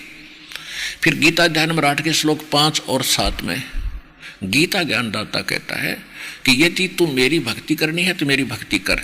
उसका केवल 8वें अध्याय के 13वें श्लोक में बता दिया कि ओम इति एकाक्षरम ब्रह्म व्यवहारण माम अनुसमरण ये पर्याति तदंदेहम स याति परमाम गति। गीता ज्ञानदाता श्री कृष्ण में बोल रहा है वो ब्रह्म है, वो काल है। वो कहता है कि मुझ ब्रह्म का यदि इतना साधना करनी है तो केवल एक ओम अक्षर है, नथिंग एल्स, और कुछ नहीं। ओम इति यह है एकाक्षरम, एक अक्षर ओम है, माम अनुसम, ओम इति एकाक्षरम ब्रह्म व्यवहारण माम अनुसमरण, मुझ ब्रह्म का स्मरण उच्चारण करके स्मरण करता हुआ ये पर्याति तदंदेहम, जो शरीर छोड़कर जाता है, सयाति परमाम गतिम, जो मेरे से मिलने वाली, ओम से मिलने वाली जो परम गति है उसको प्राप्त होगा। वो परम गति कौन सी है? ब्रह्मलोक प्राप्ति होती है। गीता अध्याय नंबर 8 के ही श्लोक नंबर 16 में कहा कि अर्जुन के ब्रह्मलोक में गए हुए प्राणी भी फिर वापस जन्म मृत्यु में आते हैं। इति सिद्धम कि ओम के नाम के जाप से वो मोक्ष नहीं हुआ, कौन सा? जिसमें जन्म मृत्यु हो रही है, यदि ये हुआ, और वो नहीं हुआ जिसमें जन्म मृत्यु कभी नहीं होती। तो जिसमें जन्म मृत्यु यहाँ कभी में नहीं आते वो है कंप्लीट सोल्वेशन, वो कंप्लीट मोक्ष है, कल्याण है, पूर्ण मोक्ष। गीता अध्याय नंबर 15 के श्लोक नंबर 4 में कहा कि तत्वदर्शी संत की प्राप्ति के पश्चात परमेश्वर के उस परम पद की खोज करनी चाहिए, जहां जाने के बाद साधक फिर लौटकर कभी संसार में नहीं आते। और जिस परमात्मा ने सारे ब्रह्मांडों की रचना की है, यानी संसार रूपी वृक्ष की प्रवृत्ति जिससे विस्तार को प्राप्त हुई है, यानी जिसने सब ब्रह्मांडों की रचना की है वो परमात्मा है। और उसकी भक्ति करने से वहाँ उसके वो तत्वदर्शी संत बताएंगे, उसके बाद उस परम पद की खोज करनी चाहिए, जहाँ जाने के बाद फिर लौटकर कभी संसार में नहीं आते। और उस केवल एक मात्र उसकी भक्ति कर और उसी की शरण ग्रहण कर। तो ये गीता अध्याय नंबर 8 के श्लोक नंबर 5 और 7 में और 13 में ये कहता है कि मेरा ओम मंत्र है और तो मेरा जाप कर, निसंदेह तो युद्ध भी कर और मुझे प्राप्त होगा। अब यहाँ 2 बातें चल रही हैं कि एक तो जैसे हम हठ योग करते थे, बताते रहे, ये जैसे 2.5 घंटे सुबह बैठो, 2.5 घंटे शाम बैठो, ये हठ योग है, ये किसी सदग्रंथ में नहीं है। तो साधना पहले तो मंत्र गलत, फिर उसके जाप करने की जो हठ योग वो विधि गलत। तो इस करके ये सब भक्ति करते करते भी अपना जीवन व्यर्थ करते रहे। तो इसमें क्या कहा? तो युद्ध भी कर और ओम नाम का जाप भी कर। ऐसा ही है सूक्ष्म वेद में कहा कि नाम उठत नाम बैठत नाम सोवत जागवे, नाम खाते नाम पीते नाम सेती लागवे। यानी कोई हठ योग नहीं, विशेष समय निर्धारित करने की आवश्यकता नहीं। इसमें तो इतना समय आपको मिलेगा नहीं, आप तो चलते फिरते कोई काम में जब भी कार्य से फुर्सत मिले मालिक का जाप शुरू कर दे, यानी इस तरफ में लगे रहा टाइम, संसारिक काम से फुर्सत मिले और बकवाद सोचने की बजाय अपना मंत्र करे या अपना नित्यनेम कर ले, रमैणी कर ले, आरती का समय निकाल ले। ये है रियल वे ऑफ वर्शिप, और जिसको हमारे सब ग्रंथ भी सेकंड कर रहे हैं, प्रमाणित कर रहे हैं, आपके सामने बता रहा था। तो इसमें लिखा कि तू युद्ध भी कर और मेरा सिमरण भी कर, बिल्कुल सही है। और 3रे अध्याय के 7-8 मंत्र में भी स्पष्ट करता है ये कि अर्जुन एक स्थान पर बैठकर जो कोशिश करते हैं तो मन इनका काबू नहीं होता। लोग दिखावा करते हैं, औरों को न दिखाकर मैं बड़ा साधक बना बैठा है, तो ये तो दम्भी है, ढोंगी, पाखंड कर रहे हैं। अगर तू ऐसे बैठा रहेगा, भक्ति ऐसे साधना करेगा, तेरा निर्वाह कैसे चलेगा, तेरा गुजारा कैसे होगा? इसलिए कहा तू काम भी कर, कर्म योगी बन, काम करते करते भक्ति करो। और यही 8वें अध्याय के 7 मंत्र में स्पष्ट कहता है कि मेरी भक्ति कर और युद्ध भी कर और मुझे प्राप्त होगा। युद्ध से कठिन काम कोई नहीं होता, और उसमें भगवान याद करना। तो आप तो बहुत सिंपल काम करें, फिर भी याद रखो। और यही सूक्ष्म वेद कहता है, और यही वेद बताते हैं। 15वें यजुर्वेद के 40वें अध्याय के 15वें श्लोक में कहा है कि वायु अनिलम अथिदम भस्मांतम शरीरम, यानी इस मंत्र का जो जाप है आपने प्राणों से यानी श्वास से करना है, वायु से करना है। और इसको अंतिम जब तेरा शरीर छूटे तब तक, भस्मांतम शरीरम, शरीर का नाश हो तब तक, ओम कर्तु समर किलबे समर कर्तुम समर, ओम नाम का जाप काम करते करते श्रवण करो, विशेष कसक के साथ श्रवण करो, और मनुष्य जीवन का मूल कार्य जानकर इस ओम का श्रवण करो। और 40वें अध्याय के 17वें श्लोक में जो अंतिम है, यजुर्वेद का अंतिम अध्याय का अंतिम मंत्र है ये, यानी पूरे लास्ट होता है इसमें यजुर्वेद का। इसमें लिखा है कि वो पूर्ण परमात्मा तो परोक्ष है, वो तो गुप्त है, और मैं ब्रह्म हूँ, मैं ब्रह्म लोक में रहता हूँ, मेरा ओम नाम है। यानी इससे हटकर कोई और परमात्मा है वेद ज्ञान दाता से, जैसे गीता ज्ञान दाता बता रहा है, वही वेद ज्ञान दाता भी वही है और गीता ज्ञान दाता भी वही है। अब 40वें यजुर्वेद के 40वें अध्याय के 10वें मंत्र में कहा कि कोई तो परमात्मा को संभुवात कहता, संभुवात माने जन्म लेने वाला, और कोई असंभुवात प्राहु, कोई असंभुवात कहता है कि वो जन्म लेता ही नहीं, जैसे अजन्मा है। और संभुवात मानते हैं ये जैसे रामकृष्ण अवतार रूप में आता है, और कुछ कहते हैं वो जन्म लेता ही नहीं, वो तो निराकार है। तो वो कैसा है वो परमात्मा, साकार है या निराकार है, संभुवात है या असंभुवात है, उसकी जानकारी तत्वदर्शी संत धीराणाम लिखा उसमें मूल पाठ में, धीराणाम। वो तत्वदर्शी संत उसका अर्थ होता है कि वो तत्वदर्शी संत जो बताते वो सुनो। तो इससे सिद्ध हो गया कि वेद और गीता एक ज्ञान है। वेद पूरे वेदों में ओम नाम है, बस एक नाम है जाप करने का पूरी गीता में। तो इससे हटकर ये संकेत भी करते हैं कोई तत्वदर्शी संत है वो बताएगा, और वो ज्ञान वो बताएगा जो भगवान ने बोला हुआ होता है, वो परमात्मा के मुख कमल से बोला गया है। तो वो तत्व ज्ञान इस दास के पास उपलब्ध है जो भगवान का बोला हुआ है। और फिर उसके साथ साथ वो मंत्र जो परमात्मा ने सूक्ष्म वेद के अंदर कंप्लीट कोर्स दो दे रखा है, वही दास आपको बता रहा है। और वो प्रमाण सूक्ष्म वेद के अंदर विद्यमान है। और ये कबीर सागर को पढ़ने वाले, कबीर बीजक को पढ़ने वाले कबीरपंथी और गरीबदास साहिब जी के ग्रंथ को पढ़ने वाले गरीबदासी, ये कख भी नहीं समझ सके भगवान का वास्तविक। और उनमें लिखा हुआ है मंत्र कौन सा है, मेरे पूज्य गुरुदेव जी के पास था कंप्लीट कोर्स, और इस दास को दिया। कहते बेटा ये ऐसे देने का नहीं था, तेरे अतिरिक्त मैंने किसी को नहीं दिया, और भगवान का आदेश नहीं था, ये आज्ञा मालिक का जैसा आदेश होगा तो फिर करिए उसका। तो इस कारण से ये कंप्लीट तो साधना है, ये इस समय में ही बतानी थी। परमात्मा ने कहा कि धर्मदास मेरी लाख दुहाई, अरे ये मूल ज्ञान की तो बाहर ना जाए। मूल ज्ञान बाहर जो पढ़ी, ये बिचली पीढ़ी हंस नहीं तरही। मूल ज्ञान को तब तक छुपाई जब तक ये 12 पंथ मिट जाए। अब ये पंथ नहीं रहेंगे, थोड़े से दिन में देख लेना, समय तो थोड़ा लगेगा, लेकिन क्योंकि सबको भगवान की चाह है। अब जो भोली आत्मा उन नकलियों के पास बैठे हैं, वो आपके भाई हैं, बहन हैं। कई तो भक्त कह रहा है कि मैं अकेला निकल के आया हूँ, पूरा परिवार रिश्तेदारियों तक राधा स्वामी दंदन सतगुरु वालों के पास है, कहे तभी ना मानते, उल्टे लड़ाई करते। तो एक दिन ऐसा आएगा उनको भी एहसास होगा अपनी उस गलत साधना का, तो वो भी आएंगे। तो ये सभी पंथ अब अंतिम सांस गिन रहे हैं, यानी ज्ञान में संख्या से कितनी हो, जैसे कोई भारा बड़ा वृक्ष हो और उसकी वो जड़ों से भी उसकी मिट्टी निकाल दी जा तो काफ़ी दिन तक फिर भी वो हरा भरा दिखाई देता, लेकिन उसका अंत निकट ही है, ज़्यादा समय नहीं। तो इन सब की जड़ दिखा दी दास ने, इन सभी पंथों की। अब ये सूखना शुरू हो जाएंगे थोड़े दिन में।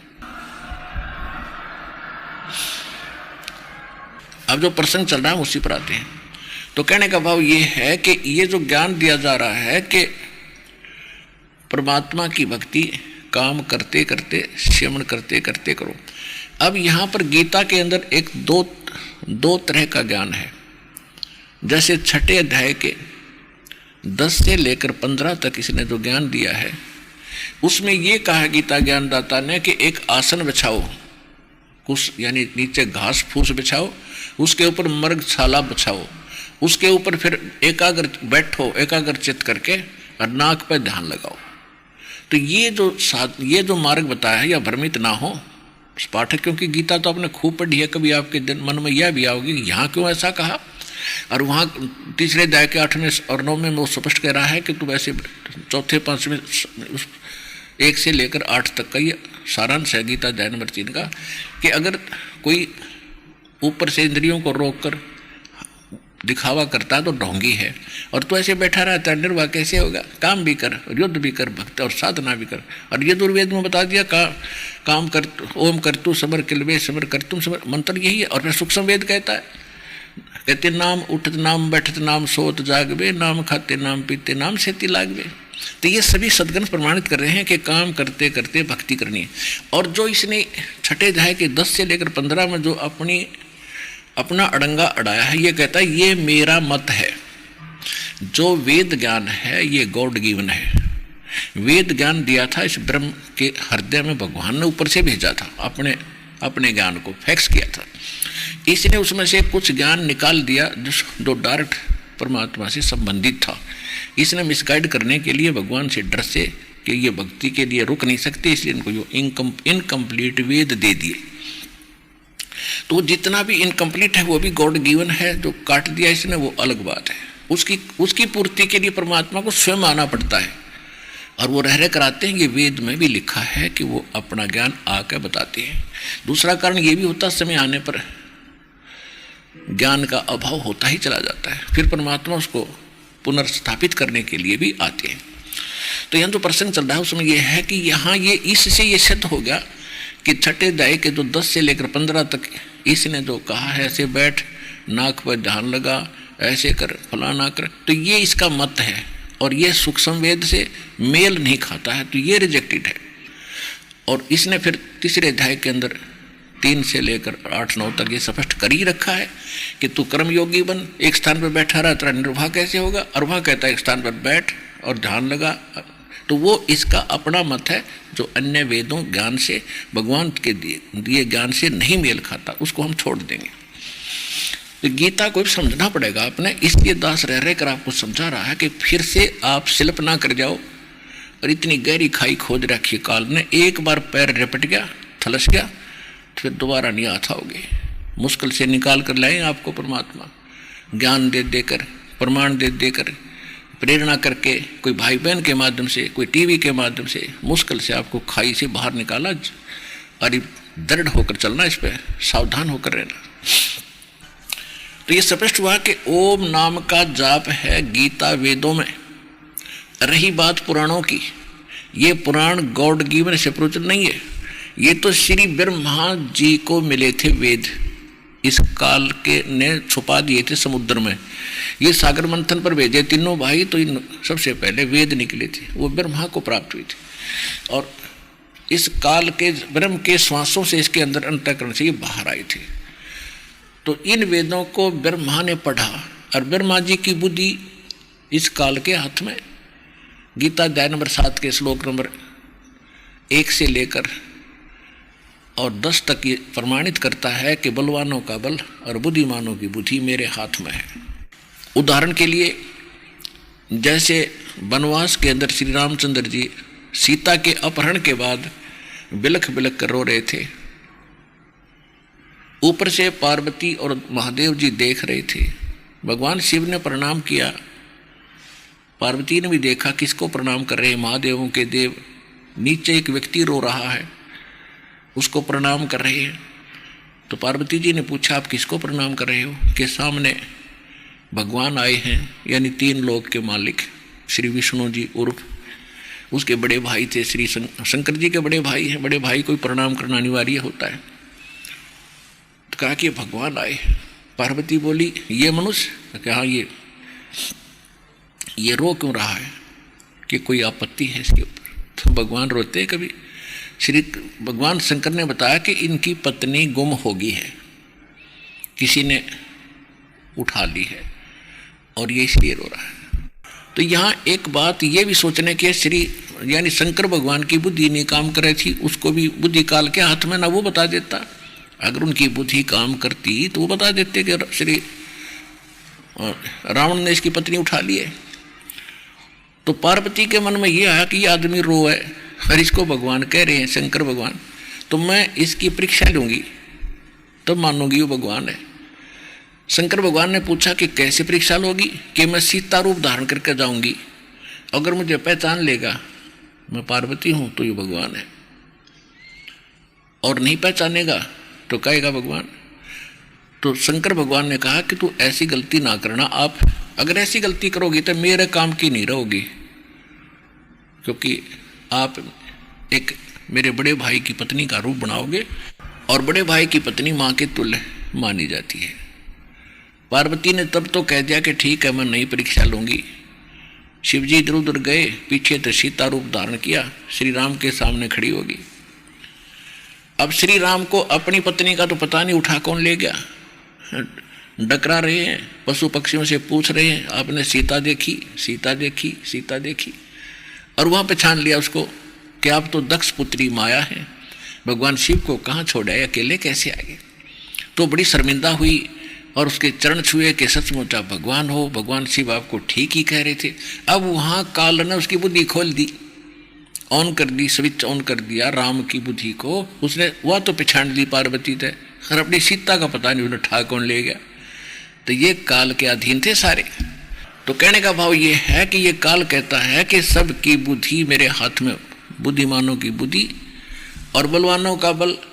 जैसे महाभारत के युद्ध में अर्जुन योद्धा पाक रहा था, प्रसिद्ध हो गया, भाई साथ धनुषधारी नहीं देखा, एक तीर तो सैकड़ों का संहार कर देता था।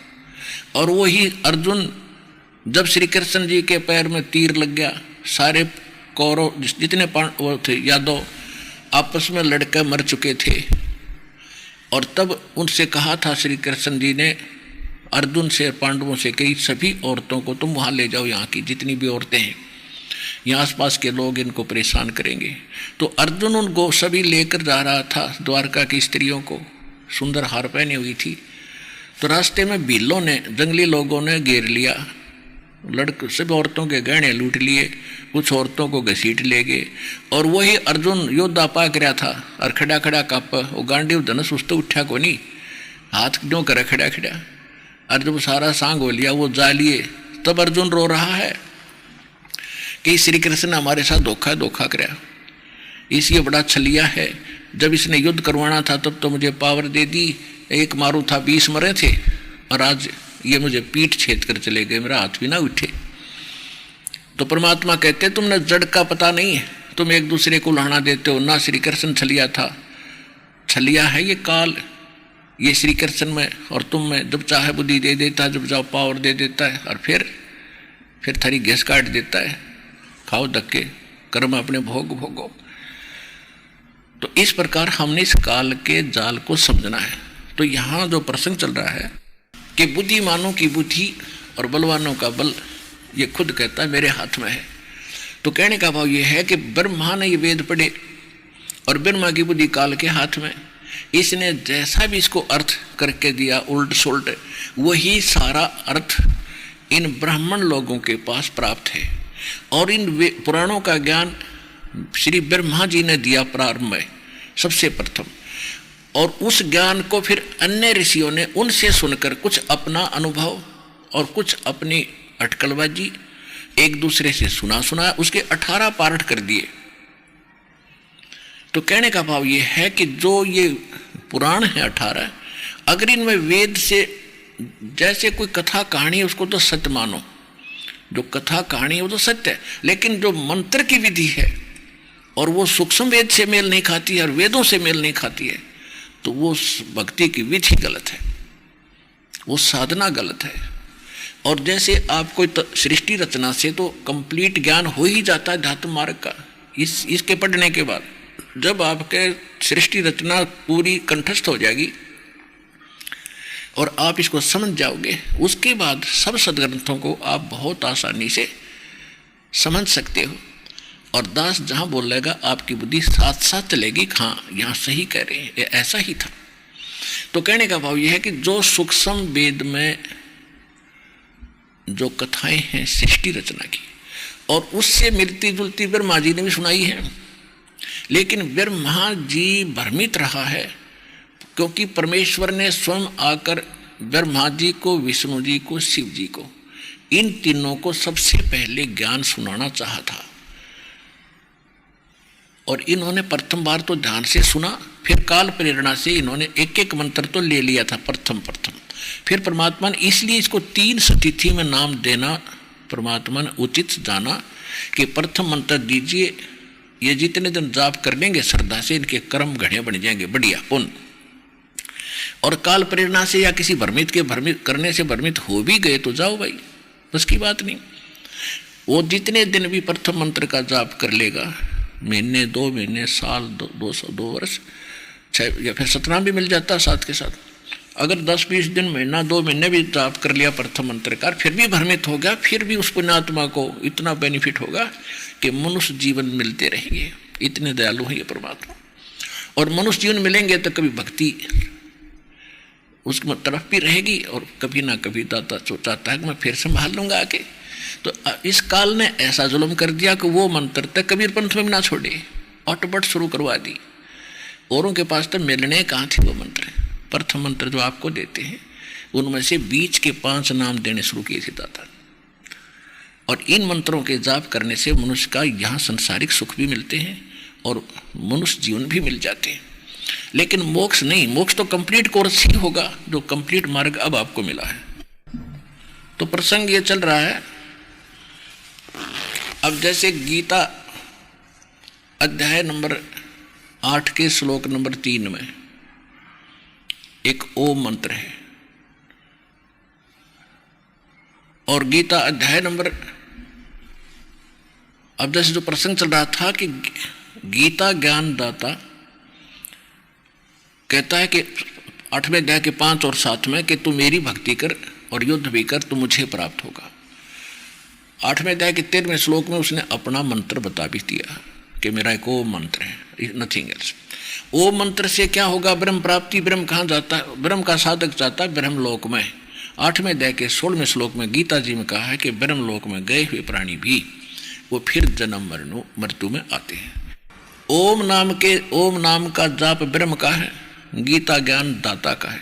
इसके जाप करने से वो मोक्ष नहीं हुआ जो गीता अध्याय नंबर 15 के श्लोक नंबर 4 में कहा कि तत्वदर्शी संत की प्राप्ति के उपरांत परमेश्वर के उस परम पद की खोज करनी चाहिए, जहां जाने के बाद साधक फिर लौटकर कभी पुनरावृत्ति में नहीं आते, उनका फिर जन्म मृत्यु नहीं होता। वो कंप्लीट मंत्र है। और गीता अध्याय नंबर 2 के श्लोक नंबर 12 में, गीता अध्याय नंबर 4 के श्लोक नंबर 5 और 9 में, गीता अध्याय नंबर 10 के श्लोक नंबर 2 में ये गीता ज्ञान दाता कहता है कि अर्जुन तेरे और मेरे बहुत जन्म हो चुके हैं, तू नहीं जानता, मैं जानता। और आप और हम पहले भी जन्मे थे, आगे भी जन्मेंगे। मेरी उत्पत्ति को 10वें अध्याय के 2 श्लोक में कहा है गीता में कि मेरी उत्पत्ति को, मेरे जन्म को, मेरे प्रभाव को, जन्म को, प्रभाव को ना तो देवता जानते ना ऋषि, क्योंकि ये ब्रह्मा विष्णु महेश इसके पुत्र हैं। ये पुत्र पिता की डेट ऑफ बर्थ कैसे जानेंगे, उत्पत्ति कैसे जान सकते हैं? अरे ये गुप्त रहता है। तो दादाजी बता सके अपने पुत्र की, अपने पुत्र और पुत्री और पोतरों की सबकी डेट ऑफ बर्थ। तो जो सबका जनक है वो कबीर परमेश्वर है, परम अक्षर ब्रह्म है, सत्य पुरुष है। उसने आकर के इसकी उत्पत्ति बताई है। तो इससे सिद्ध है कि ये गीता ज्ञानदाता जन्म मृत्यु में है, और जब स्वयं जन्म मृत्यु में है तो इसके उपासक भी अविनाशी नहीं हुए, वो विनाशवान रहे। और ब्रह्मलोक में गए हुए, इसका अंतिम स्थान ब्रह्मलोक है, और ब्रह्मलोक में गए हुए प्राणी भी पुनरावृत्ति में। तो गीता अध्याय नंबर 15 के श्लोक नंबर 4 में वर्णित साधना यानी वो गति, वो मोक्ष गीता ज्ञान दाता के इस ओम मंत्र से नहीं हो सकता। इति सिद्धम, इसकी साधना से नहीं हो सकता। इसके बाद जो अन्य हरे राम हरे कृष्ण, ये तो वेद मंत्र, ये तो किसी शास्त्र में प्रमाण नहीं है, ये तो शास्त्र विदिता का मनमाना आचरण है। ये शास्त्र अनुकूल साधना है, प्रारंभ की प्राथमिक समझ लो। अब जैसे तो इसे जन्म मृत्यु बना ही रहेगा, कभी नहीं अंत हो सकता। जैसे आप जी को बहुत बार दिखाया है, महावीर जैन, जो जैन धर्म के जो 24 में तीर्थंकर माने जाते हैं, वो ऋषभ देव के पोते थे। ऋषभ देव जी जैन धर्म के प्रवर्तक माने जाते हैं। और मारीची नाम था इस महावीर जैन का उस समय जब ये ऋषभ देव जी के पोते थे और भरत के पुत्र थे। भरत ऋषभ देव जी का पुत्र था, अयोध्या का राजा था। तो मारीची को ऋषभ देव जी ने सबसे पहले, ऋषभ देव जी ने अपना राज अपने बच्चों को दे दिया और प्रेरणा पाकर के, क्योंकि ऋषभ देव जी को परमात्मा मिले थे, उनको प्रेरणा की थी कि भक्ति करो बच्चा, क्योंकि सभी आत्मा भगवान की है। वो प्रेरणा पा करके परमात्मा के ज्ञान को स्वीकार किया नहीं, अन्य गुरुओं के पास गया, पंडितों के पास। उन्होंने जो साधना बताई उनके पास यही है, ओम नाम का जाप और हठ योग, जो ब्रह्मा को प्राप्त हुआ था काल से। जब ये कमल के फूल पर बैठा था ब्रह्मा जी, देवी पुराण के 30वें स्कंद में आप पढ़ोगे प्रारंभ से प्रथम अध्याय में, तो 3रे स्कंद के प्रथम अध्याय में, तो वहाँ से सब बताता है कि मैं कमल के फूल पर बैठा था, मुझे नहीं मालूम बेटा नारद में कहाँ से उत्पन्न हो गया। फिर मुझे आकाशवाणी हुई कि तप करो, मैंने 1000 वर्ष तक तप किया। तो ये तप कहाँ से? काल की आकाशवाणी थी, इसने मान ली पूर्ण परमात्मा का आकाशवाणी, या थी ब्रह्म की, काल की।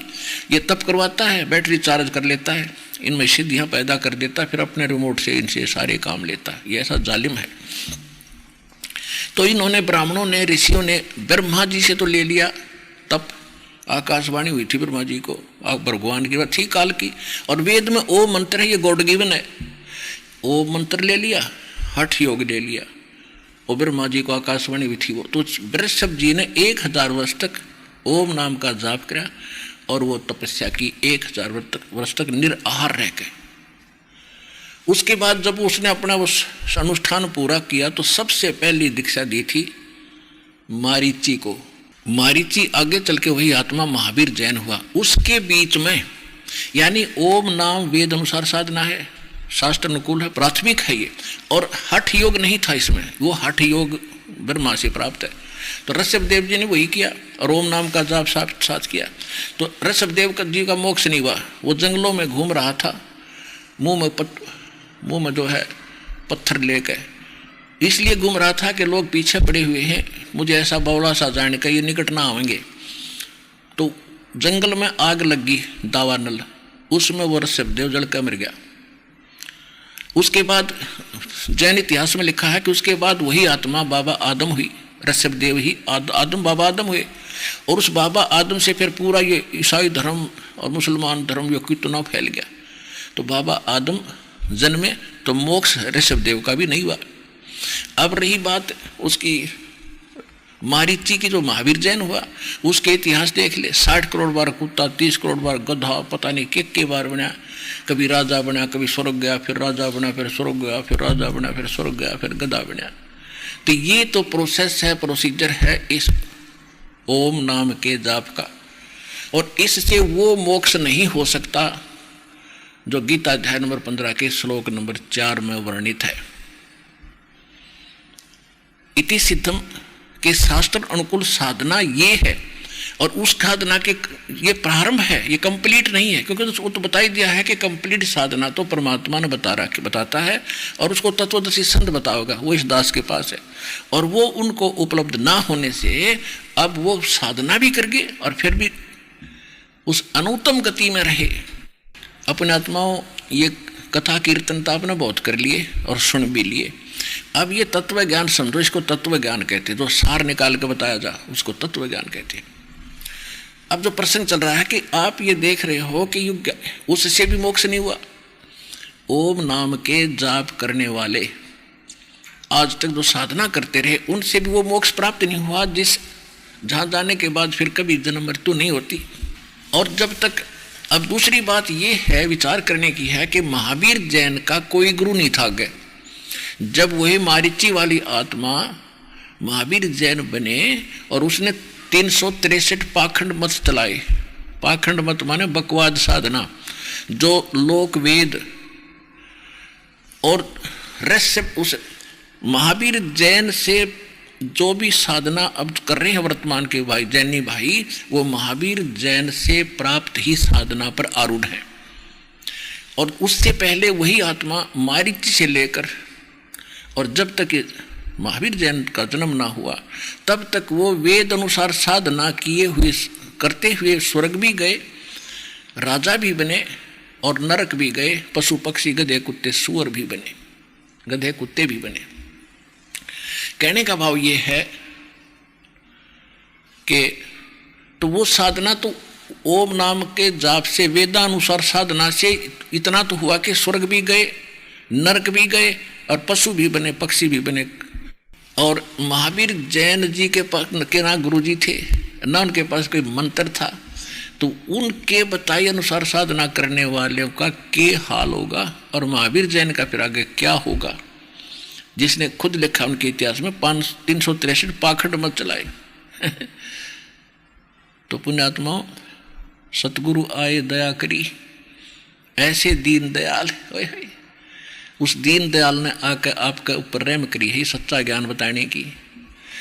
और आप तक ये ज्ञान पहुंचाना कोई खाला जी का घर नहीं था, इतना उल्टी पाठ पढ़ा रखा था आपको। भगवान आए थे 600 वर्ष पहले जब यही ज्ञान दिया करते थे, और हम दुश्मन बना दिए नकली हमारे धर्मगुरुओं ने। उस परमात्मा का पत्थर मारा करते जो हमारे लिए भटक रहा हमारा पिता। हम इस काल की भांग पी कर उसके पीछे पड़ गए। ये झूठा है, कपटी है, दानक है, शूद्र है, ये क्या जाने भक्ति और भगवान को, ये संस्कृत नहीं जानता। अब परमात्मा कितने सहनशील और सब्र कर किया उन्होंने कि किस न मारूं ये बच्चे मेरे। नहीं तो इतने समर्थ एक शब्द से सारे काल के किस ब्रह्मांडों का विनाश कर सकते थे, लेकिन किसका करें, सारे बच्चे उसके। वो तो दुरुपयोग कर रहा है आपका, और अपनों को अपने से भिड़ा रहा है, बैठा आराम से 21वें ब्रह्मांड में। इसलिए उस परमेश्वर ने किसी की हानि नहीं करी, उनके साथ बहुत जुल्म कर तो लिया हमने, क्योंकि वो परमात्मा है, पिता है, और पिता अपने बच्चों की हानि नहीं कर सकते। कितना ही दुखी करें वो, उनको मालूम है कि नशे में बोल रहा है। जब भांग उतरेगी, जब देखना तो आपकी भांग उतरेगी। अब आप देखो आपको कैसे लग रहे हैं परमात्मा। पृथ्वी पर को आपको सतलोक आश्रम बरवाला के अतिरिक्त कोई स्थान नहीं, और दास के द्वारा दिया जा रहा इसके बराबर कोई ज्ञान नहीं, और कबीर जैसा भगवान नहीं। ये आपकी आत्मा मान चुकी है। जितने भी विश्व के भाई बहन हैं आपके ही भाई बहन हैं, परमात्मा के बच्चे हैं, और उनकी भांग उतारने का आप प्रयत्न कर रहे हो। आप जाते हो प्रचार करने के लिए, और वो आपके भाई बहन उन नकली संतों के नकली ज्ञान से आरूढ़ होकर आपके साथ झगड़ा भी करते हैं। अब दास की प्रार्थना है कि आपको ज्ञान हो गया, आपने उनके साथ कोई झगड़ा नहीं करना, चाहे उनको समझाना ना माने उनकी मर्जी पर, उनको जोर जबरदस्ती नहीं करनी किसी के साथ नहीं, फिर परमात्मा का विधान नष्ट हो जाता है। तो एक दिन सबकी भांग उतरेगी, और ये भांग उतरने पाछे काल की अज्ञान की भांग, यानी अज्ञान के नशे में जो विरोध कर रहे हैं और भगवान को भगवान ना मान रहे हैं, तो फिर देखना आपकी तरह वो भी आंखों में आंसू आया करेंगे, अपने किए पर पछताया करेंगे कि हमने बहुत भूल करी। तो दास की अर्ज है सभी से, जिसकी जहाँ तक आसानी से पहुँच होती है वहाँ तक इस ज्ञान को पहुँचाओ। सबकी भांग उतारने के लिए एंटीबायोटिक ये कैप्सूल दो, ये ज्ञान है, ये भक्ति, ये पहुँचाओ उन तक, उनका भी उद्धार होगा। वो परमात्मा के बच्चे भूल में पड़े। अब प्रसंग चल रहा है कि गीता ज्ञान दाता कह रहा है कि 7वें अध्याय के 29 में मंत्र जब प्रसंग चल रहा था कि जैसे गीता ज्ञान दाता ब्रह्म की साधना करने से वो मोक्ष प्राप्त नहीं हुआ जो 15वें अध्याय के 4थे श्लोक में है। इसके साथ साथ 18वें अध्याय के 62वें श्लोक में गीता ज्ञान दाता कहता कि अर्जुन तू सर्वभाव से उस परमेश्वर की शरण में जा, उसकी कृपा से ही तू परम शांति को और सनातन परम धाम को प्राप्त होगा। और अपनी साधना को 7वें अध्याय के 18वें श्लोक में ये स्वयं कहता कि अर्जुन मेरी साधना भी अनुत्तमम है। अनुत्तमम माने कति घटिया तो घटिया, अनुत्तमम एक उत्तमम, उत्तम, उत्तम माने सर्वोत्तम, और अनुत्तमम सबते घटिया। घटिया का मतलब है व्यर्थ। और इन्होंने जो गीता अध्याय नंबर 7 के श्लोक नंबर 18 में अनुवाद किया है, अनुवादकर्ताओं ने अनर्थ कर दिया अज्ञान के कारण। अनुत्तम को अति उत्तम लिख दिया, सर्वश्रेष्ठ। काल की भांग पी रहे ये ज्ञान है ऐसा बोलेंगे। एक बैड वर्ड लिखा हो कहीं पर, बैड इंग्लिश में, और उसको कोई गुड लिखे, कितनी बुद्धि उस इंसान के अंदर। तो कहने का भाव यह है कि बिना ज्ञान के हम ऐसे ही ऊट पटांग ज्ञान आप समझ के अपनी सोच से बना लेते और उसी बात आधारित रहते। तो गीता ज्ञानदाता का इसीलिए कह रहा है कि ना मोक्ष मेरा हो ना तेरा हो। और जैसे महावीर जैन के इतिहास आपने बहुत बार दिखाया, फिर दिखाएंगे, तो उसमें उनकी कितनी दुर्गति हुई इतने अच्छे साधक की। वो तो सीधी साधना कर रहा था ऋषभदेव जी से लेकर, और उसके बाद उनकी ऐसी जन्म और मृत्यु कितनी हालत खराब हुई, स्वर्ग तक भी गए।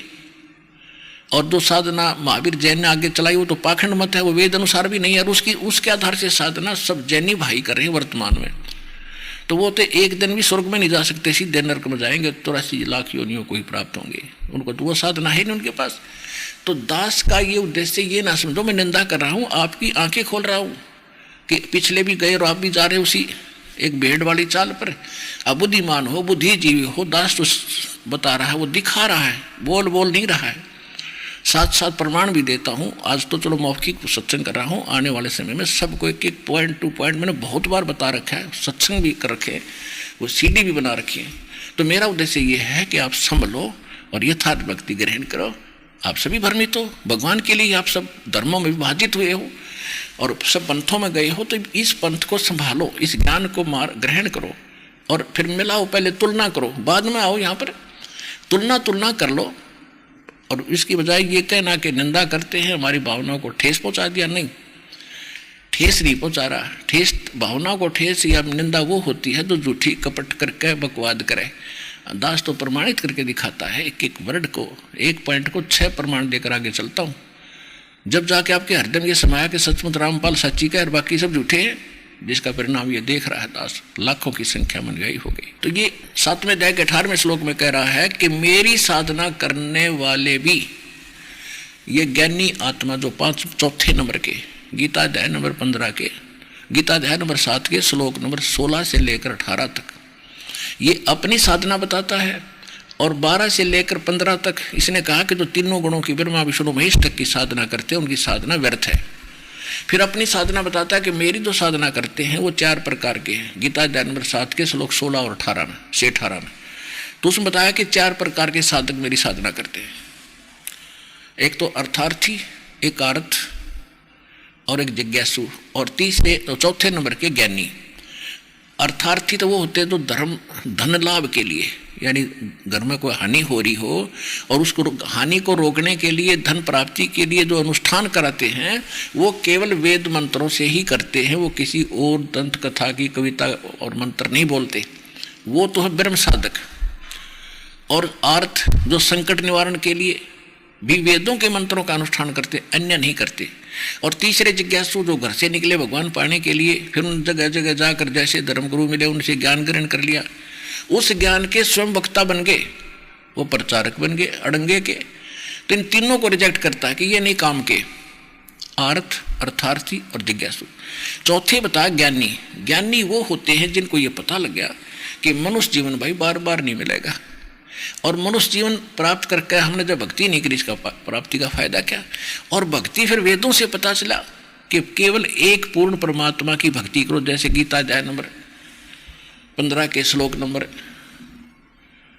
4 में कहा है, गीता अध्याय नंबर 7 के श्लोक नंबर 29 में कहा कि जो तत्परम से परिचित है, सारे धातुओं से और सारे कर्मों से परिचित है, वह केवल उस जरा और मरण से छूटने का प्रयत्न करते हैं, तो वो है ज्ञानी आत्मा। उनको ये पता चला कि एक देवी देवताओं की पूजा से मोक्ष नहीं हो सकता, ज्ञानी को ये पता लग गया। और दूसरे नंबर पर उनको ये पता हो गया कि मनुष्य जीवन बार बार मिलेगा नहीं। तो ये ज्ञानी हुए कि देवताओं की पूजा से लाभ नहीं, केवल एक परमात्मा की भक्ति करने से मोक्ष होगा। अब उन्होंने तत्वज्ञानी संत ना मिलने से, ये गीता ज्ञानदाता कहता है कि वो ज्ञानी आत्मा है तो उद्धार, यानी नेक हैं, अच्छी हैं और समर्पित हैं मेरे पे। लेकिन तत्वदर्शी संत ना मिलने से उन्होंने अपने आप निष्कर्ष लोकवेद से ये जान लिया कि ओम नाम का जाप है। यजुर्वेद अध्याय नंबर 40 के मंत्र नंबर 15 से ले लिया, ओम करतु समर किलवे समर और करतुम समर। बस इन्होंने फाइनल कर लिया भाई ओम नाम है और कोई नाम में कोई नहीं। और बिल्कुल सी वेदों में यही मंत्र है, ओपन लीत है। फिर उनकी बुद्धि पर पत्थर पड़ गया जब चौथे अध्याय के 34वें श्लोक में गीता ज्ञानदाता कहता है, वेदों का निष्कर्ष है ये समझ लो। और वेद यजुर्वेद अध्याय नंबर 40 के मंत्र 10 का यही निष्कर्ष है कि तत्वदर्शी संतों के पास वो ज्ञान है जो भगवान खुद आकर बोलता है, जो वेद ज्ञान से भी हटकर है, इससे आगे का भी है। चौथे अध्याय के 32वें श्लोक में गीता जी में कहा है। तो उनकी वो बुद्धि वहां काम नहीं करी। फिर यजुर्वेद अध्याय नंबर 40 के श्लोक मंत्र नंबर 17 में स्पष्ट किया है कि पूर्ण परमात्मा तो गुप्त है और मैं ओम हूँ, मैं ब्रह्म लोक में रहता हूँ, मेरा ओम नाम है। और देवी पुराण के अंदर 7वें स्कंद में सचित्र मोटा टाइप गीता प्रेस गोरखपुर से प्रकाशित 562 और 563 पृष्ठ पे देवी बता रही है हिमालय जी को, राजा हिमालय को, कि आप ब्रह्म की पूजा करो, उसका एक ओम नाम है, तुम्हारा कल्याण हो, ब्रह्मलोक को प्राप्त हो जाओगे। यानी ओम नाम के जाप से ब्रह्म की प्राप्ति है और ब्रह्मलोक में रहता है, उस ब्रह्मलोक को प्राप्त हो जाओगे।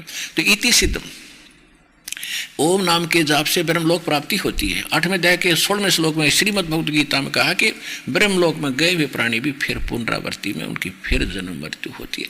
तो ये वो मोक्ष नहीं हुआ गीता अध्याय नंबर 15 के श्लोक नंबर 5 वाला, कि जहाँ जाने के बाद फिर लौटकर संसार में नहीं आते। तो इनकी बुद्धि पर काल के हाथ में थी। यजुर्वेद अध्याय नंबर 40 के श्लोक नंबर 17 में जब स्पष्ट किया है कि वो पूर्ण परमात्मा तो गुप्त है और मेरा ओम नाम है, हर मैं ब्रह्मलोक में रहता हूँ। और ओम नाम का जाप पर गाटा जोड़ रहे, फाइनल कर दिया कि ओम नाम है, बस वेदों में ओम करतु समर किलवे समर। तो वो कोई और भगवान है, उसका मंत्र भी तो और अपा होगा, इससे हटकर ही होगा। अब गीता अध्याय नंबर 17 के श्लोक नंबर 23 में स्पष्ट किया है। गीता ज्ञान दाता ने 8वें अध्याय के 13वें श्लोक में गीता जी में अपना मंत्र बता दिया सर्वपुरुष का। ये सर्वपुरुष है, अक्षर पुरुष और परम अक्षर ब्रह्म या परम अक्षर पुरुष कहो, ये 3 पुरुष हैं, 3 प्रभु माने जाते हैं। जैसे गीता अध्याय नंबर 15 के श्लोक 16 और 17 में 3 पुरुषों की जानकारी है, अक्षर पुरुष और सर्वपुरुष। ये भी और इनके अंतर्गत जितने प्राणी वो नाशवान है। और 17वें श्लोक में 15वें अध्याय के गीता में कहा है कि उत्तम पुरुषत्व अन्य, वो परमात्मा तो कोई और है जो सबका धारण पोषण करता है और वास्तव में अविनाशी है, जिसको परमात्मा कह सकते हैं। तो उसके विषय में गीता ज्ञानदाता कहता कि मैं जानता नहीं, वो तत्वदर्शी संत बताएंगे। 8वें अध्याय के 3रे श्लोक में बता दिया कि वो परम अक्षर ब्रह्म है। और 18वें अध्याय के 62वें श्लोक में गीता ज्ञानदाता कहता है कि उस परमेश्वर की शरण में जा सर्वभाव से, उसकी कृपा से तो परम शांति को और सनातन परम धाम यानी शाश्वत स्थान, कभी नाश में नहीं आता वो स्थान, सदा रहने वाला वो सतलोक कहते हैं हम अपनी संत लैंग्वेज में, उसको प्राप्त होगा। तो उसकी शरण के में जाने के लिए तत्वदर्शी संत खोज ले, उनकी खोज कर वो बताएंगे। 7वें अध्याय का जो 18वां श्लोक में इसने कहा है कि ये ज्ञानी आत्मा है तो उदार, नेक है और समर्पित है। ऋषियों ने शरीर गाड़ दिए, लेकिन इनको तत्वदर्शी संत ना मिलने से ये मेरे वाली अनुतम घटिया साधना में लीन रहे। ओए होए, कितना सिंपल सा ज्ञान था, लेकिन तत्व ज्ञान ना होने से हमारे लिए पहाड़ बन रहा था। परमेश्वर कहते हैं कि 9 मन सूत उड़ जिया ऋषि रहे झकमार और सतगुरु ऐसा सुलझा दे, ये उड़जन दूजी बार। अब ऐसा सुलझा दिया, फिर नहीं उठ जाएगा इस कलयुग में। और इन संतों से, आचार्यों से, शंकराचार्यों और धर्मगुरुओं से पूछा करते हैं कि इसमें अनुतम क्यों कहा है अपनी गति को। अरे अनुतम थोड़ा ही कहा है, जिससे श्रेष्ठ कोई और ना हो, हमारा शर ना हो, फोड़ दिए बाघ मारे और अपने कर्म बिगाड़े तुमने, तत्वहीन ज्ञानहीनो कह भी नहीं पता। ये खुद कहता है कि तेरे मेरे जन्म मृत्यु होते और युद्ध भी करना पड़ेगा। अगर यहाँ मेरी शरण में रहेगा तो युद्ध करना पड़ेगा। यदि तरफ तुझे परम शांति चाहिए तो छोड़ी झंझट ने और उस संतों के पास जा, वो मैं नहीं जानता उस ज्ञान को। अब स्पष्ट हुआ ये। 18वें अध्याय के 62वें श्लोक में इनसे पूछा करते थे कि हे महाराज बताइयो, शंकराचार्यों से, आचार्यों से, गुरुओं से, ब्राह्मण पंडितों से, कि अपने से अन्य किस परमेश्वर की शरण में। गीता अध्याय नंबर 18 के श्लोक नंबर 62 में गीता ज्ञानदाता अपने से अन्य किस परमेश्वर की शरण में जाने को कहता है। तो ये कहा करते नहीं नहीं अपने बारे में कह रहा, मेरी शरण में आ जा। कमाल की बात है।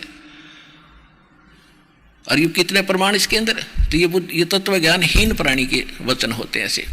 तो ये उसके विषय में कह रहा है जो परम अक्षर ब्रह्म है और उसकी साधना से ये परिचित नहीं है। उसकी साधना भी तत्वदर्शी संतों के पास जाकर पूछने को कह रहा है। तत्वदर्शी संत की पहचान भी बता रहा है 15वें अध्याय के प्रथम मंत्र में श्रीमद् भगवद गीता। तो ये कहता है कि मेरी साधना भी अनुत्तम है, इसलिए अपनी साधना को घटिया बताता है कि जन्म मृत्यु सदा रहेगी। और ऋषभदेव जी और जैसे मारीची की आत्मा के साथ कितने जन्म और मृत्यु हुए, जो उन्हीं के इस लिटरेचर में आपको दिखाएंगे। तो उससे प्रमाणित हुआ कि उस साधना से, जो ब्रह्म साधना से जन्म मृत्यु नहीं मिटती। कुत्ते गधे सुअर की दुनिया भी भोगनी पड़ेगी कर्म संस्कार अनुसार। तो इसलिए कहा है कि ये ज्ञानी आत्मा, अन्य देवी देवताओं की पूजा तो छोड़ दी इन्होंने, लेकिन वो मेरे वाणी ओम नाम की जाप में और ब्रह्म तक की आस्था में इन्होंने, ये भी घटिया आस्था में लीन रहे, मेरी आश्रित रहे, सथित रहे। और 7वें अध्याय के 19वें श्लोक में गीता ज्ञानदाता कहता है कि बहुनाम जन्मानाम अंते ज्ञानमान माम प्रपद्यते।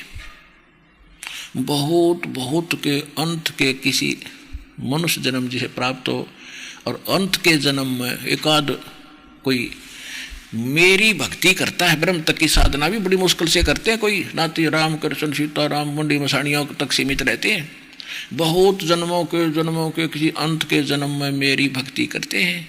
और वासुदेव सर्वमिति स महात्मा सुदुर्लभ है कि वासुदेव ही सब कुछ है, ये बताने वाला वो साधु बड़ी मुश्किल से मिलेगा संत तुझे।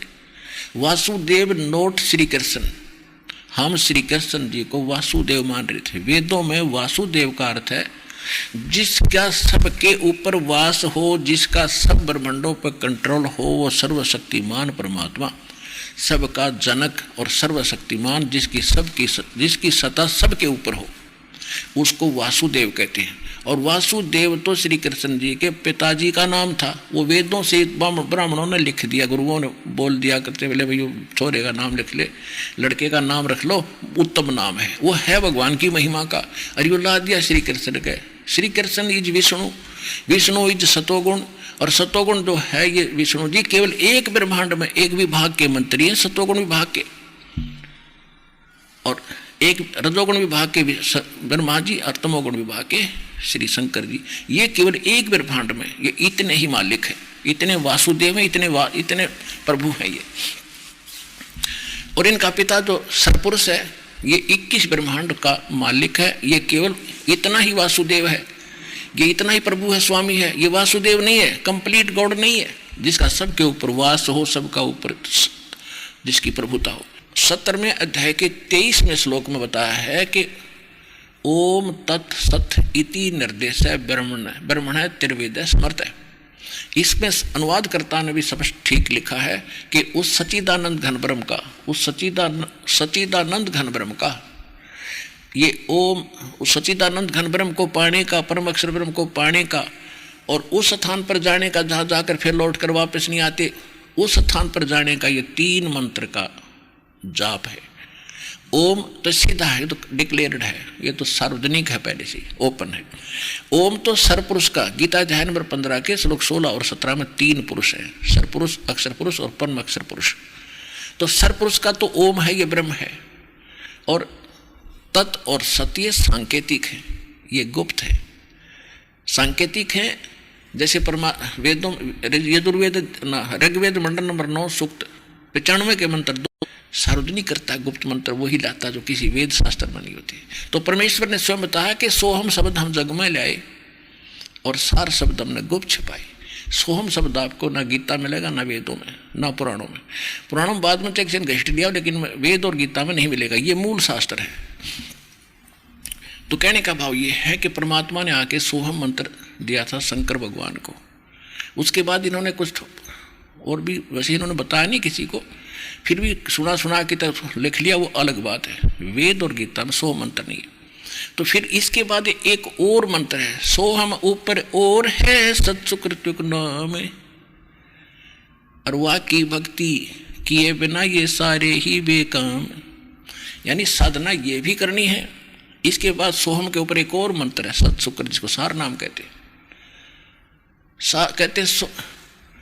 परमात्मा कहते सो हम शब्द हम जग में लाए, सार शब्द हमने गुप्त छिपाए, धर्मदास मेरी लाख दुहाई, ये सार शब्द की दबार ना जाई। तो वो इस दास को दिया वा करके अब खोल लेंगे सारे के सामने। तो कहने का भाव ये है कि गीता अध्याय नंबर 15 के, गीता अध्याय नंबर 17 के श्लोक 23 में ओम तत्सत ये 3 मंत्र है। ओम तो सरपुरुष इस ब्रह्म का, गीता ज्ञानदाता का, और तत् ये अक्षर पुरुष यानी परब्रह्म का, ब्रह्म से नेक्स्ट जो ब्रह्म है, सरपुरुष से नेक्स्ट अक्षर पुरुष कहते हैं। और सत है ये भी सांकेतिक है, तत् भी सांकेतिक है। ये सत जो है मंत्र, ये परम अक्षर ब्रह्म का, उस पूर्ण परमात्मा का, ये गुप्त है, ये दास के पास। इसको सार नाम कहते हैं, आदि नाम इसी को कहते हैं, ये कोड वर्ड है। ये तो लिफाफा है सत, तो इसका न सोच ले, इसके अंदर है वो माल। अब जैसे ये होते हैं बादाम, बादाम के ऊपर कवर होता है उसका, वो कवर के अंदर असली चीज़ है खाने की। ऊपर कहने को तो बादाम है, लेकिन वो छिलका बादाम नहीं है, ये सत मंत्र नहीं है। इसका कोड वर्ड जो है वो है वो बादामगिरी खाने की। तो वो है मूल मंत्र, मूल ज्ञान, और मूल नाम है वो आदि नाम। अब प्रश्न चल रहा है कि अब गीता ज्ञानदाता ने अपना मंत्र बता दिया ओम नाम, और उस सच्चिदानंद घन ब्रह्म परम अक्षर ब्रह्म का बता दिया कि उसको 3 मंत्र के जाप से उसकी प्राप्ति होती है। और कंप्लीट कोर्स भी बताया कि वो संत बताओगा तत्वदर्शी इस मोक्ष मार्ग का, उससे पूछो। अब 8वें अध्याय के 5 और 7 में तो ये अपने बारे में कहता है कि मेरी भक्ति कर, युद्ध भी कर, मुझे प्राप्त होगा, डोंट वरी, चिंता मत कर। और गीता अध्याय नंबर 8 के श्लोक नंबर 8, 9, 10 में ये कहता है कि उस सच्चिदानंद घन ब्रह्म की भक्ति जो साधना अनन्य मन से करते हैं, किसी और देव में आस्था नहीं रखते, उसकी भक्ति करने वाला उसी के पास चला जाता, उस भक्ति की कमाई की शक्ति से, उस भक्ति बल से, योग बल से उसी परमात्मा के पास चला जाता है। और कंप्लीट कोर्स तो वो तत्वदर्शी संत बताएंगे, उनसे पूछो। तो ये दास है पुण्यात्माओं, देर ना करो, पूरे विश्व से प्रार्थना है, और कल्याण कराओ। इस दास के पास वो कंप्लीट कोर्स है।